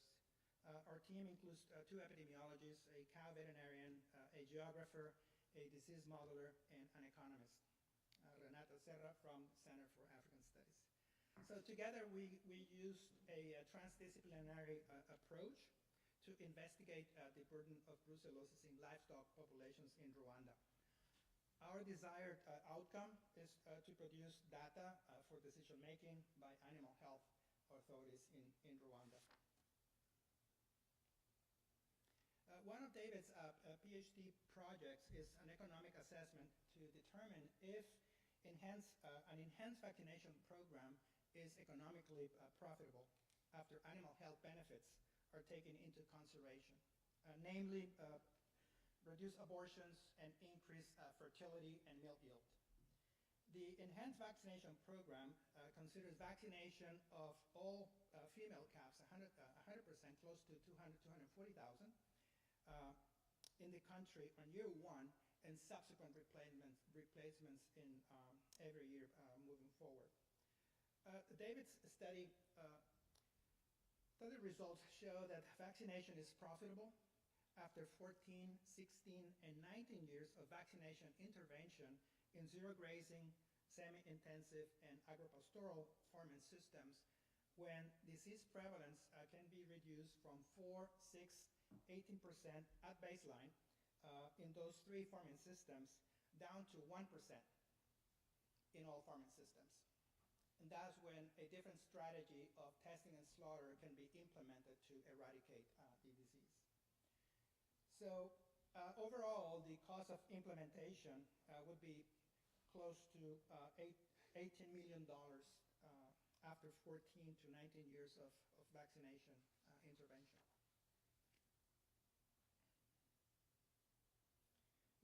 A second study was conducted in Ramagana district. This is in October, November last year. Here the question of interest is, why do farmers engage in informal milk marketing channels? In that study, 72% of interviewed farmers were engaged in informal milk marketing channels. David's study revealed that milk price and distance to the closest milk collection center can influence farmers' choice for informal milk marketing channels. Milk collection centers pay a fixed amount of about 300 Rwanda francs per liter. Okay, but milk traders can pay the same amount or more at the gate. Okay, so when you're away 6 kilometers or more far away, there's an economic incentive to sell the milk to the milk trader. In this table, basically what we're showing is that there is a linear relationship between the milk price and engagement in informal milk marketing channels. And in the bottom of this table, the likelihood of selling milk to via informal milk trading channels increases as the study farm or the farm is farther away from the milk collection center. This sample is close to being 100% random, so we really believe that this data are accurate. And the red points show the location of each farm using GPS. So yeah, this is hard data that we trust. So results from both the economic assessment and this study can support a policy for funding allocation to implement an enhanced vaccination program for control of brucellosis in populations, and B, for construction of more milk collection centers. The alternative option would be business as usual with economic and public health consequences not aligned with a vision to become a middle-income country.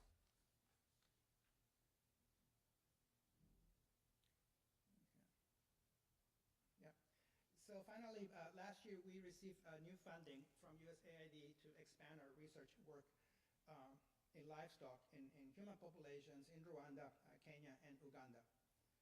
The goal is to help small-scale farmers and government animal health and public health officials generate data for decision-making through research and capacity building. An important element is behavior risk and gender-sensitive local interventions. Many women farmers are heavily engaged in livestock husbandry, and often they are overlooked when it comes to training and education programs. So that's something that we want to address. And with that, thank you very much for your attention.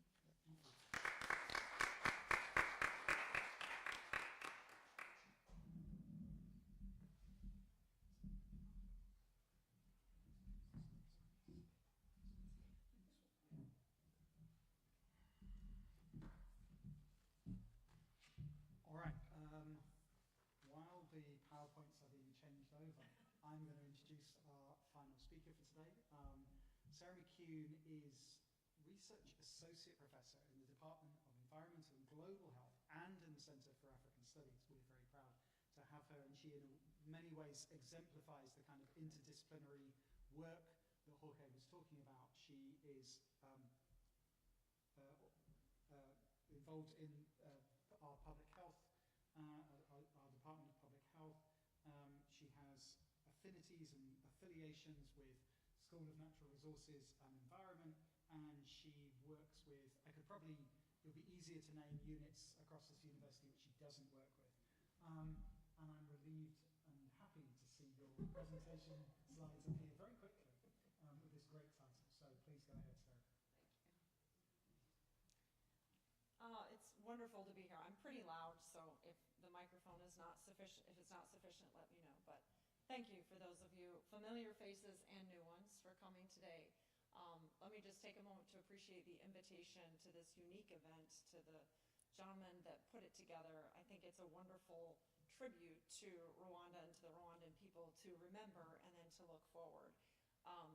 I have spent 25 years living and working in Africa, but am new to Rwanda, and no place is the same in Africa. I try and teach my students all the time.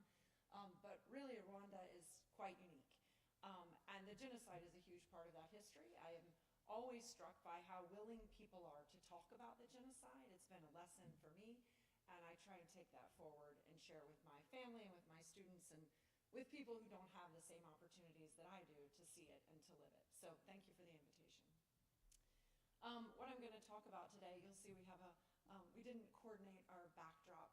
I'll give a brief introduction to say Jorge Hernandez and I are 2 of 8 original, but now maybe 12 or 15 faculty affiliated across the University of Florida with a large investment from USAID that is housed here at the University of Florida. We're very proud of it. It is an interdisciplinary effort, Jorge alluded to, led by Jeff Dahl out of Animal Sciences in IFAS. But we cross 3 colleges. We are multidisciplinary.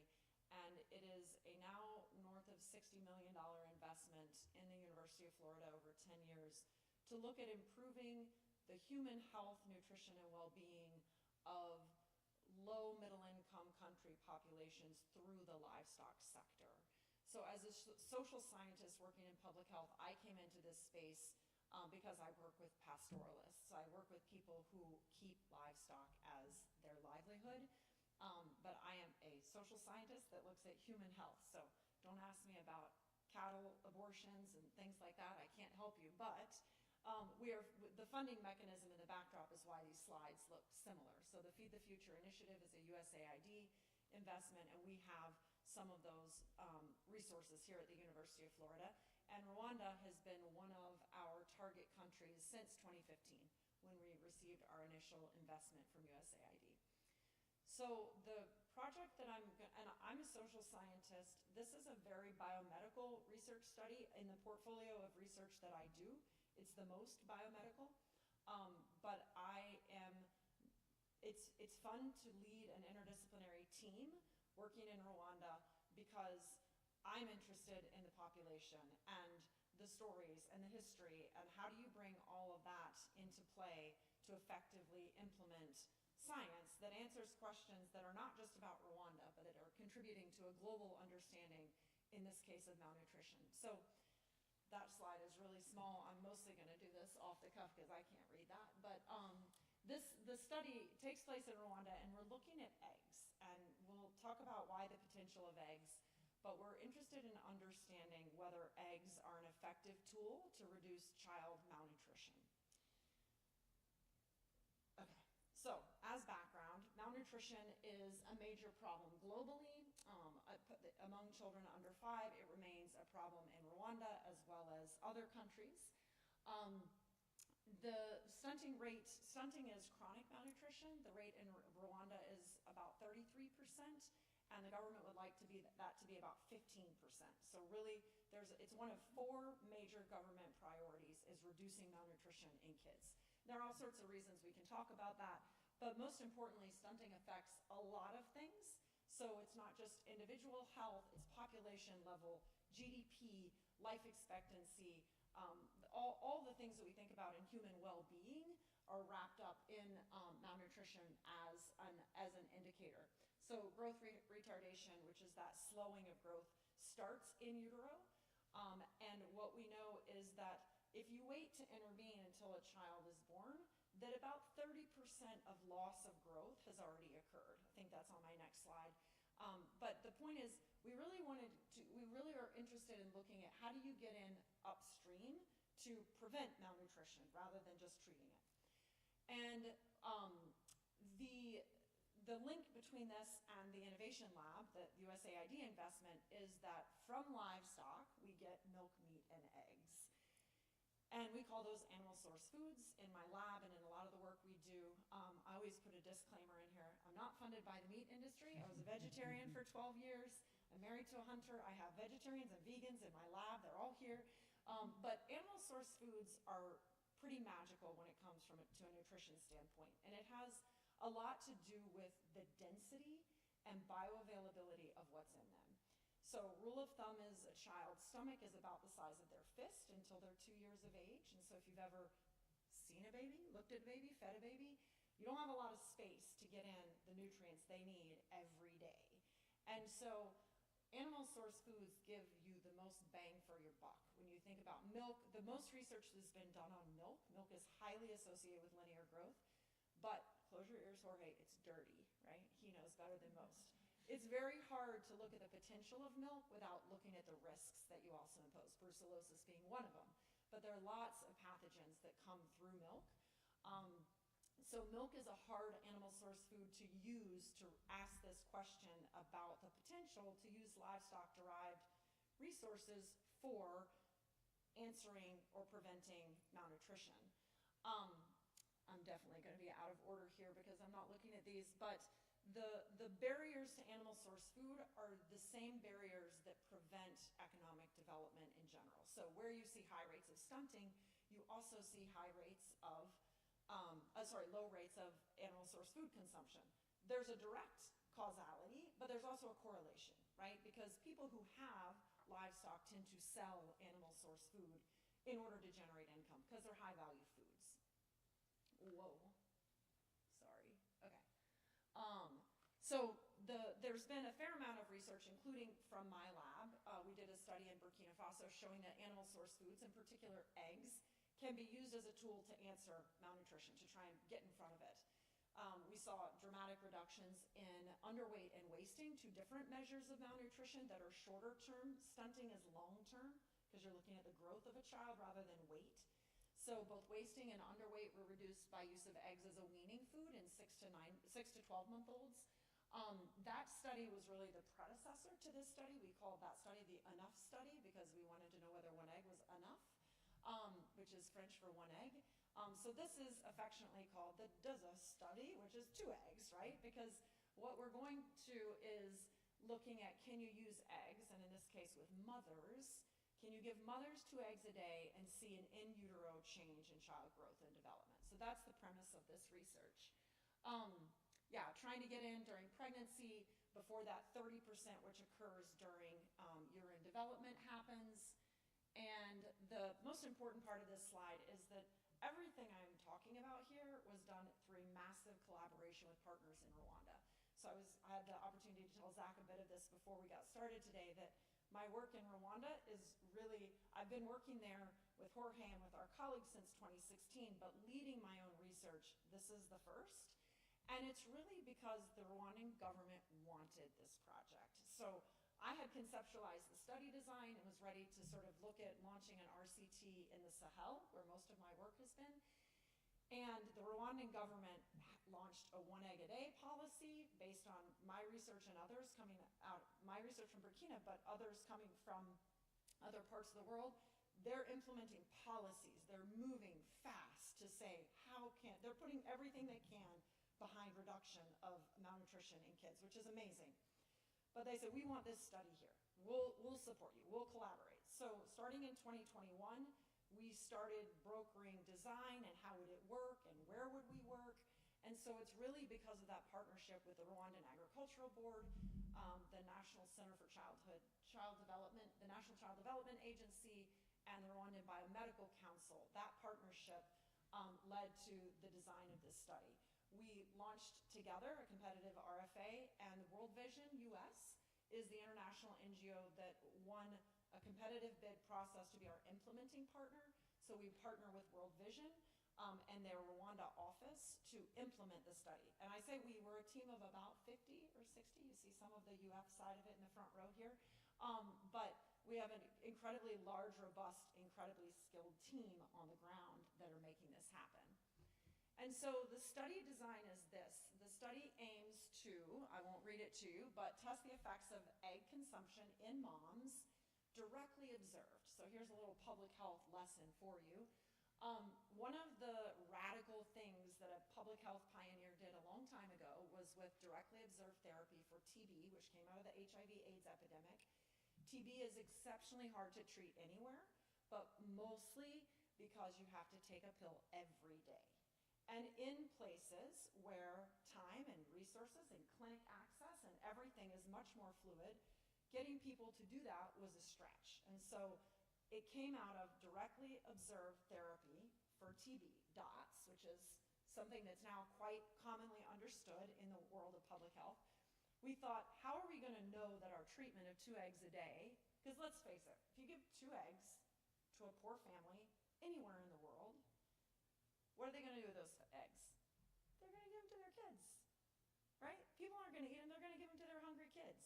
So how do you run a trial, which is seeking to answer a scientific question and ensure that the eggs are eaten by the mom? The only way you can do it is you have to watch it happen, right? So you'll see, hard boiling a lot of eggs every morning on motorcycle, delivering them to women who are enrolled in the study. They meet us at the community health worker home, and one of our team members is there and on a little smart device tracks every woman who shows up, every woman who eats an egg. The women in the control arm also have to come. So we're trying to test the effects of egg consumption, and our primary outcome is on linear growth. That is of interest, but not the be-all, end-all. That's what we had time and money to get to. The goal is to watch these children grow from conception to 2 years of age. We call that the first 1,000 days, and it's kind of a little magical window of potential growth and development. Right now we have funding to get us to birth, and so that's our outcome. But the hope is we're almost 1,000 women, almost 1,000 mother-child dyads, which is a pretty significant research study. We want to hold the cohort together and follow it over time, so we're actively looking for resources to keep that going. You'll see in a minute, we have a long list of secondary outcomes, but we will measure the children again at 6 months. So the intervention stops at once they're born, because we're looking at that maternal investment of nutrition, like what happens when you better feed mom. And then there's all sorts of reasons you do that, because hygiene, sanitation gets really complicated. All sorts of other gut microbiomes come into the baby in the first month. So we're really looking at what's that investment in mom doing for the kid over time. And there's the study design. You can see it's just a 2-arm trial. And I guess what's of interest to this group probably is that what we call the wraparound package. So you think, is it ethical? I get this question all the time, including from my husband. Do we really not know if eggs are good for people? Like, do we really have to have a research trial with $2 million to answer this question? And it's not that we don't think it's good for people, but it's not documented. We don't know what potential eggs have. And let's be clear, eggs are not part of food aid. They're not. Eggs are not part of food aid. Food aid is grain. Food aid that goes in to answer malnutrition is grain. Corn, soy blend. It's fortified. Guess what gets fortified with? Animal byproducts, animal products, right? So if people have eggs and they have milk, as a behavioralist, as a social scientist, can't we do this? Can't we work with people where they are to teach them and to empower them to use the resources around them. So the research has not been done, but the ethics is really important, right? And so we worked really closely with the Rwandan government, with our Rwandan colleagues to say, what is the ethical distribution here? A control arm is what? You don't do anything? And so what you see in that first little bulleted list is what are the wraparound things that people get for participating? So one is a cell phone. These go to women, which is an important piece. We're working in Nyagatare, which is interesting. It's the overlapping district where there's high brucellosis as well. It's an area of interest for USAID, because a Feed the Future area, because it has high rates of malnutrition. But here's the interesting thing. It has nowhere near the highest rates of malnutrition in Rwanda. Those are held in the northwest. But the problem is to run a trial is to try and answer a question that serves all of humanity, not simply Rwanda, and yet follows policy, rules, laws, and guidelines of that place. So if we worked in these districts where malnutrition rates were 44, 45, 46%, there are so many programs and interventions in government, there's so much effort going in to push those rates down that even with a randomized control trial, it's very hard to know what your study is doing versus what everything else is doing. That's still a problem where we are, and we're day to day combating it. But the cell phones to women, these are women who, many of them did not have previous access to cell phones. Someone in their household did, but typically it was men or grown boys. Sorry, I can't read it. Health insurance, if they're not covered, so the Rwandan government offers health insurance for people. It's at a household level, which I quite like. It's not expensive by US standards, but it's out of reach for a lot of people. So we provide health insurance for anyone who's not covered. That's also to ensure that women continue their antenatal care, because these are pregnant women that we're enrolling. So we want them in the prenatal care that the government is asking them to engage in.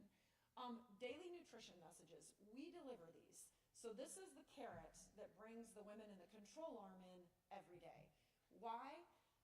Physical activity is a predictor of birth outcomes and pregnancy outcomes. And we're asking women to walk 20 minutes in addition to their daily life, 20 minutes every day to the community health worker home and 20 minutes back. So that extra exercise and the social dynamic of being part of a cohort that's gotten this could change a woman's pregnancy outcomes. So we are bringing people in for a nutrition message. Everybody gets the message. And then engagement in additional clinical care, meaning 3 times they're being seen by a team of OBGYN and nurse sonographers to do an ultrasound, eyes on the baby. We had a case today at our team meeting through our diagnostics and a referral to the district hospital. One of our participants has been diagnosed with uterine cancer. So because you have clinical eyes on people that much more, there will be other health outcomes that benefit from that clinical care. So everybody gets that, and really importantly, everybody gets a corn-soy blend product. Now, this is an archive of the study design process, and what I was talking about, policies happen. So we had a 3-arm trial, originally submitted, protocol submitted to ethical review, ready to go, comparing animal source food, plant-based food, a corn-soy blend, and a control arm.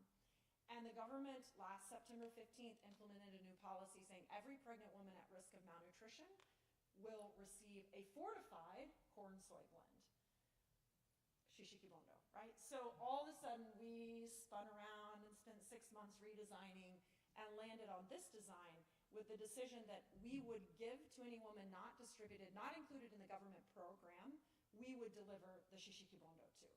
So the potential, our power analysis may not be sufficient, and the difference we anticipated seeing is certainly going to change. But suffice to say, women are very well nourished in our control arm, in our full intervention arm, and they're getting a tool that by WHO standards and Rwandan government standards should help them reach full nutrition. The major caveat there is we're giving it to them, they're taking it home. So the question is how much food sharing is happening, how much are they actually consuming, but we've leveled the playing field. All women in the study are getting the same amount, 6 kilos a month. I'm going to keep going because this is a longer talk than we have time for today, but I want to show you, this thing is tricky. Okay, now it's not moving. Oh, okay. clinic where we're doing the study. It's in Endama Health Center. And this is the part that's really the most interesting, is how do you do this, right? So implementation consists of a team of people who prepare more and more and more eggs every day, because we're enrolling 60 women every month. And right now we have 278 women as of this morning enrolled in the study, half in the control arm, half in the treatment arm. And those eggs are hard-boiled, HACCP standards, food safety. Oh, this was the other piece I wanted to share. Why an egg? Because when you hard-boil an egg with a shell intact, and a woman with clean hands peels it and eats it, you do not introduce a food safety threat. So it's clean. That's an amazing tool for any food. Like, you couldn't do that with porridge, you couldn't do it with, certainly not with milk, pasteurized milk you could, but from a production standpoint, this is a trial. It's a clean package. And the dose, we're getting it from a distribution center in Kigali that was a spinoff of the Rwandan government. So they're delivering eggs to us. So you're just standardizing that dose as much as possible. But we're preparing them on site at a health clinic, which is in and of itself a bit of an innovation. And when you think about scaling this, you're like, okay, maybe we need to better think about how we integrate agriculture into the health clinics as they are in the communities. But the food preparation happens there, and then this is a retrofitted motorcycle you can see that has like a box on the back. The eggs are cooled with a printout of which women in which village, because they're updated every day. New women are coming into the study every day. So it's this massive information flow that is hard copy printed out every morning. The number of eggs are counted.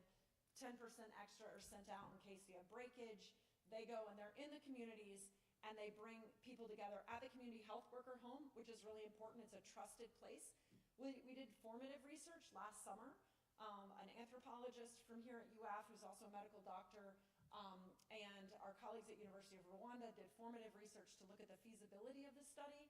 And would women eat the eggs? Would they go to the clinic? Would they trust somebody? And one of the things we knew is we had to work within the community health worker space. The community health workers are trusted in their communities, and that's where the women gather. So they gather there, and they get the nutritional message, and we collect data on compliance at that point. But it happens every day. The women in the communities, we've had to do a lot of community mobilization. This is really going back to the spirit of today. These communities are incredibly close-knit. These are my impressions. Very close-knit, very trusting of the people who they trust, right? So you have to come in through a known entity. The community health workers, those are trusted women mostly. They're also men in the communities. But I'll give you the community mobilization we were doing to inform about this study. But at the beginning, we were moving along, and then you could just feel the brakes go on enrollment. You think, what's going on? Well, we had added in a component to collect hair to look at biologic stress, cortisol. Because we had, through ethics conversations, had a conversation to say, well, we know stress is associated with poor growth in utero, growth restriction. And we're feeding poor women 2 eggs a day. Like, you're probably going to reduce their stress, right? So we wanted to measure that. And candidly, didn't really think through the problems that might present with collection of hair. But there is a lot of traditional understanding that witchcraft is associated, this is not unique to Rwanda, is associated with taking people's hair. Well, I said, well, we don't need it. Let's just keep going. And they said, no, we have to fix this now, right? So our Rwandan colleagues have been amazing. So now we're doing visits, intermediate, I would say every 4 to 6 weeks back in communities, sensitizing. The other thing that we've done is brought in the husbands. Husbands have got to be involved in these conversations instead of having a woman who enrolls in a study when she's at the clinic and then comes home and says, oh, guess what? I enrolled in this study, right? So we're priming the pump. So a lot of community sensitization is happening, working with the community health workers, pregnancy tests at the community level. That was another thing. They're not available in the communities, but women, mostly around the world, kind of know after a first pregnancy, something's not right, missed a cycle. So we put pregnancy tests in the hands of community health workers, and they're our first line confirmation that we have a pregnancy. And what's amazing, and I'm going to jump forward now, is that we're finding women between 9 and 14 weeks. So this was the big risk of this study, is we need women in first trimester. And most women show up at the clinic well into second trimester. And so we are now finding people, every week we're getting people who show up before they're 9 weeks, and like, we have to be 9 weeks before we can enroll you in this study. So we book them for an appointment 10 days later. Yeah, I'm gonna wrap up. I'm not gonna go through the trial design for you. What I wanna show you is we collect baseline data. People are recruited when they show up first trimester. We then see them at second trimester, at third trimester, at birth, and then at 6 weeks and 6 months. So those are the visits, 6 what we call sort of clinic visits, but every day we're seeing them at the community health worker home.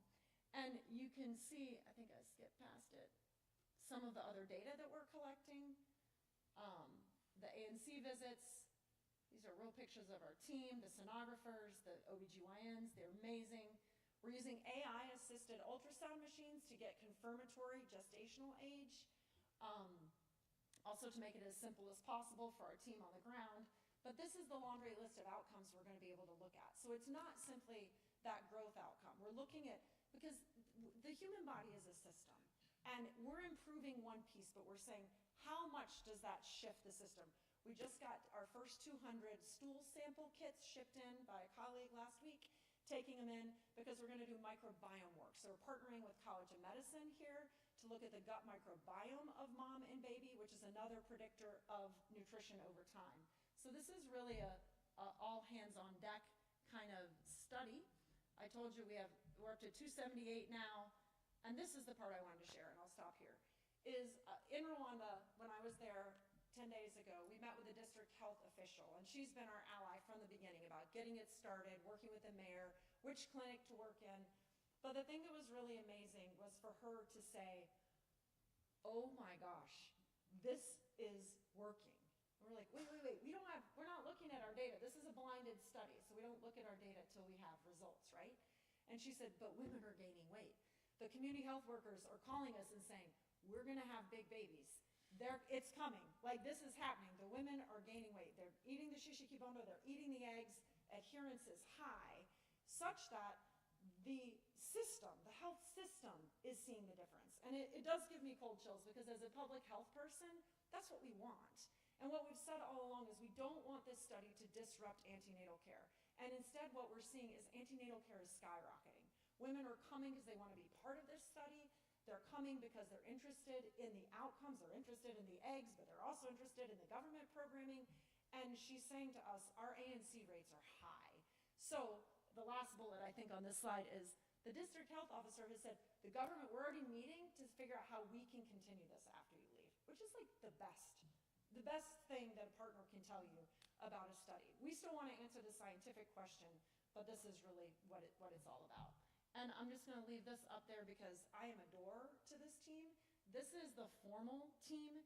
What you don't see is the 40 to 60 staff people within World Vision who are the front lines every day collecting these data, syncing them to the REDCap server at UF, doing all of the nuts and bolts of this. So with that, I'll stop.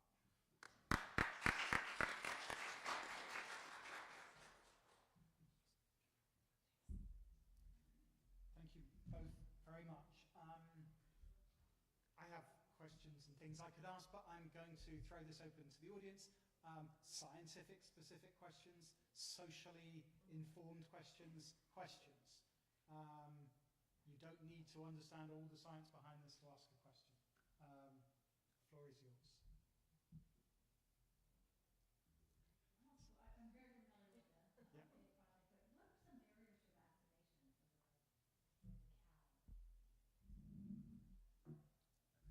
I would say before June of this year, budget, right? The cost of the vaccine is, David, correct me if I'm not accurate here, but it's about $2.5 per dose, and is more expensive than most places we know of. So that's a limitation. But the information that I had when we were in Rwanda in June in Kigali, the director for agricultural services in general, Dr. Solange, this year we are allocating funding to vaccinate all female calves, meaning that they're going to vaccinate, they have funding to vaccinate all female calves, which is close to 200,000, 240,000. So that's good news. I guess the broad challenge, if I may, I would say, the information I have is that the budget for Rwanda is close to $4.5 billion a year, okay, in a human population of about 13, 14 million dollars. The national government budget. Yes. Yep. And to put this in context, okay, Florida, the budget is $116 billion, and $4 billion goes to the state university system. So the entire budget that Rwanda has, we in Florida, we use it just to sponsor the public universities. So what's my point? That any work Sarah does, I do, David, I think in the end, the government has to be very strategic, right? It has to be very, have that balance of efficacy and efficiency. And I think they will do it. I think the information I have and what I see, they are very determined. The government groups are very, when they say they're going to do this, they're going to do it. So, but it cannot be expensive. And so is brucellosis the #1 priority? Well, there are other issues. There's HIV, there's malaria, there are all kinds of things. Yeah, I mean, there's more, but I'll stop there. Yeah.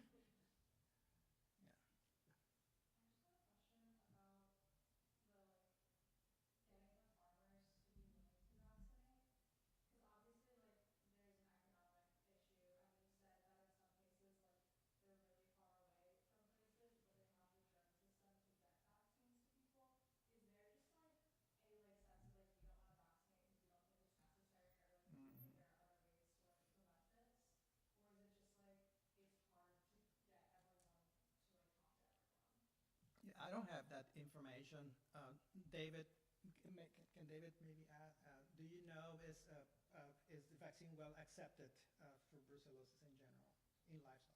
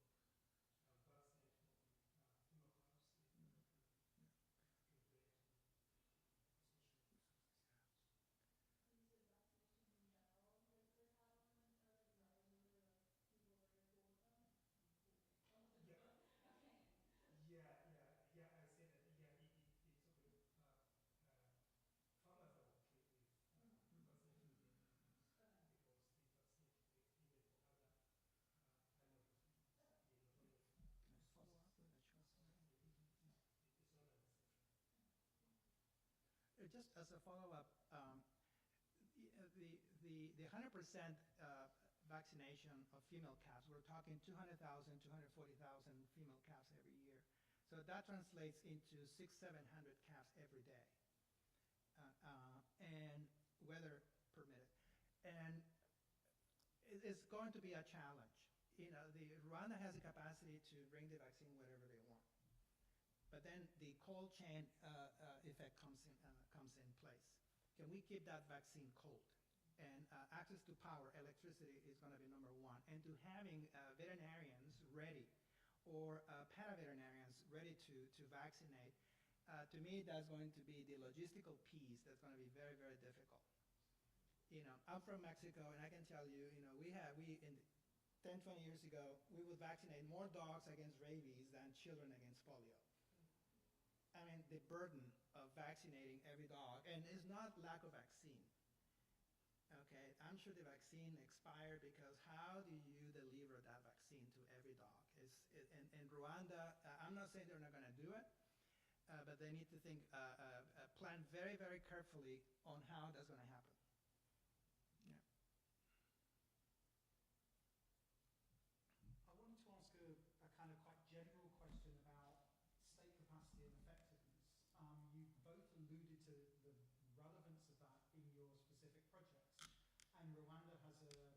strong reputation comparatively in Central and East Africa for state capacity and effectiveness.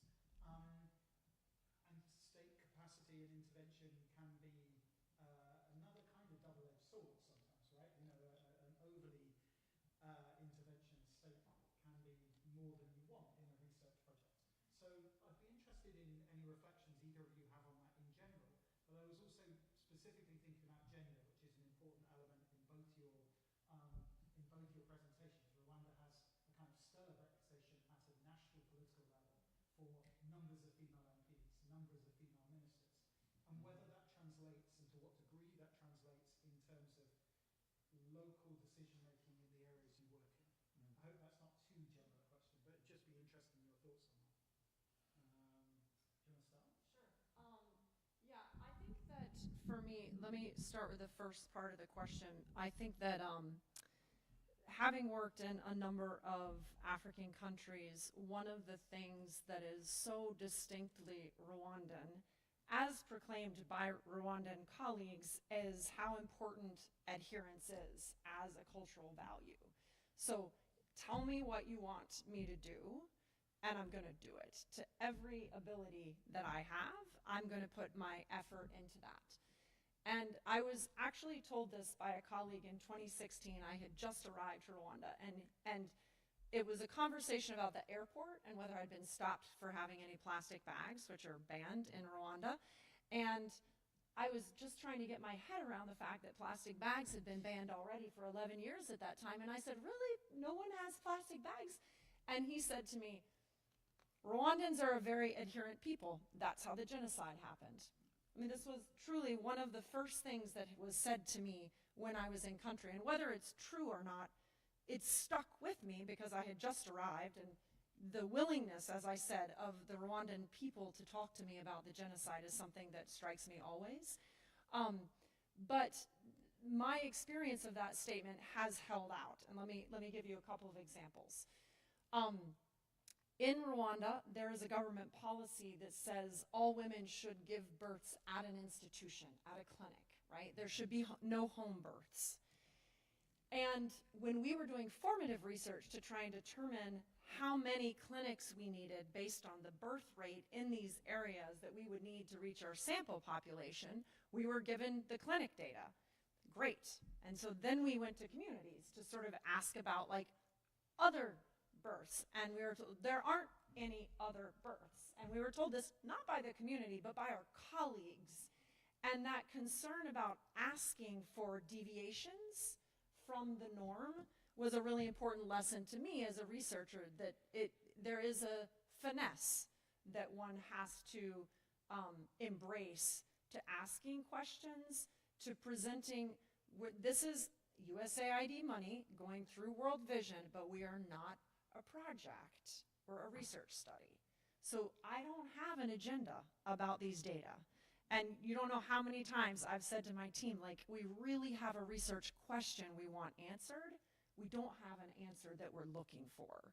And I think that what I'm getting at is a sense of like people are, there's a loyalty to adhering to a protocol that I have not witnessed in my experience before. And I think that comes from the state. I think that is reflective, whether, I mean, no pun intended in the current talk, but chicken or egg. I don't know whether the state is that way because the culture is that way, or the culture is that way because the state is that way. But it's certainly a nuance that feels specifically Rwandan for me. I had a putting all eggs in one basket remark, but I held it back, and now what you do. Yeah, I don't have really detailed information to share. It would be irresponsible really on my part. All I can tell you is that as far as animal health services in Rwanda, what I have seen is that the state has infrastructure and personnel at the province level, at the district level, at the sector level. I'm not sure how much that is at the village and cell level, which are the smallest political divisions. On the gender side of things, I don't have much information except to share with you that Dr. Solange, she is a woman, super sophisticated decision maker based on data, and she can be very intimidating if you're not prepared. So I don't sense that the gender disparity. Is there room for improvement? I would say yes, but I mean, the little I know about Rwanda 4 or 5 times, I've been very impressed with people in government. Yeah. Can I add one other comment? I think the size of Rwanda matters. And having worked in vast countries in Africa where when you're rural, you're literally days and days and days by car from the capital city. There is something about the size of Rwanda that is an asset to development, that is an asset when you're talking about research that is seeking to improve people's lives, because when you can get a drone from 2 places an hour to anywhere in the country, you've said something about the scope of the geographic footprint of the country. And you see that with infrastructure. Jorge was alluding to what we call the last mile. Anytime you're trying to get provision of services all the way to someone, whether it's a vaccine, whether it's medical services, you know, the last mile is where things fall apart, but it's a lot less work to get to the last mile in Rwanda than it is in a lot of other countries in Africa. Wonderful. We have overrun slightly for good reasons. I wanted to opportunistically mention that tomorrow there is one of our student presentation events in African Studies. Graduate students present from all sorts of disciplines all the time. It so happens that Feby Rose Paro is presenting tomorrow on mapping social and spatial determinants of malnutrition in Nyagatare, Rwanda, a preliminary analysis. So those of you who are not directly involved in the center, it might be a good opportunity to pass by and join us. You would be very welcome. We've come to the end of our events. I wanted to thank all of you for participating. I wanted to thank our speakers for wonderful and moving and brilliant analysis. And I wanted to thank the library, Center for Jewish Studies, the London College of Law, which has supported this event, and on behalf of the Center for African Studies, thank you very much for coming. Thank you for your presentation.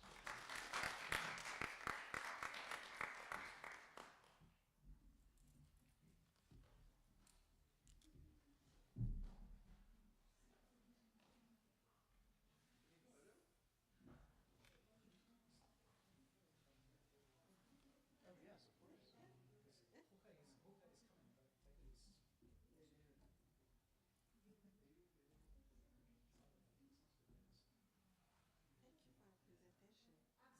I know Dr. Solange. Oh, Yeah. she's amazing. She's amazing. She is amazing. She's She's a force. I know her. She said it before. Yeah. Thank you too. It's okay. Everything. We can leave it. Yeah. So when she was doing her PhD in, I think it was Kansas. I think that's That's when I got to know her. Yeah. But of course we have also mutual friends. Another friend of mine, he's like a brother to me. He's doing a PhD in Sophia University in agriculture, same area as me. That's excellent. He recently, actually during this summer, he took an offer from us. They went together. I don't know what research they're doing or what, Yeah. but they're in the same field as you, but I Yeah. don't know exactly what it is. That's great. Well, it's one of the things. So I just got back 10 days ago. Yeah, like David is. Well, the 4 people in the front row were all from my lab, and I think this past trip I took an undergraduate student with me, and I was going to say, Zach, I want to say in your presence, had I been more organized, when you went through your sort of the 10 lessons, what I was struck by is how many of those we get to work on by doing research, right? So women's representation, like looking at how we pull women into the research space. What was 6? I can't read my writing. Something education. Oh, genocide education. Our students in my lab learn about it because of this. But the one that I think is so important is like just taking students to the field to see what Rwanda looks like. Oh yeah, that's what I mean. 3 of them that were here have been. Taking law students too. Yeah. Yeah. I didn't know that. It's so exciting to know that there are other folks here who. I mean, I'm brand new, so I Yeah. didn't know that so many people are engaged in so many different ways. Yeah. In Rwanda. So. College of Medicine also has 2 different research projects in Rwanda with RBC. Yeah. So yeah, at some point we need to like do an inventory. It's so much harder than it should be. Honestly, I've tried this spring to create a kind of inventory of Ghana-based research. It's impossible. It just doesn't exist in a kind of concentrated way that it should be a no-brainer. That would be a really good service by the Center for African Studies to Yeah, it's been undertaken. country-specific, sort of, Data. So, I mean, the travel registry is as close as the International Center has ever gotten, but they've been beating at DSP's doors for years to just say, just a query, a box that says I'm queryable by country, that any, I've asked DSP. yeah, yeah. The DSP do not have up-to-date information about funded projects or about African projects or about. And they don't want to do it. That's the, I mean, Sandra tried to do this for years, yeah. Gently say. but in many ways, it's really funny because in many ways you're probably the focal point, Yeah, right? no pressure, no pressure. So I would think that people who are focused on the country in whatever way probably try to, No, are in that's touch right. with you I at some think what point. we aspire to be at the moment, given our capacity, is a clearinghouse, right? Yeah. So if, when we put together this, and we were talking about it, and you said, Thank you for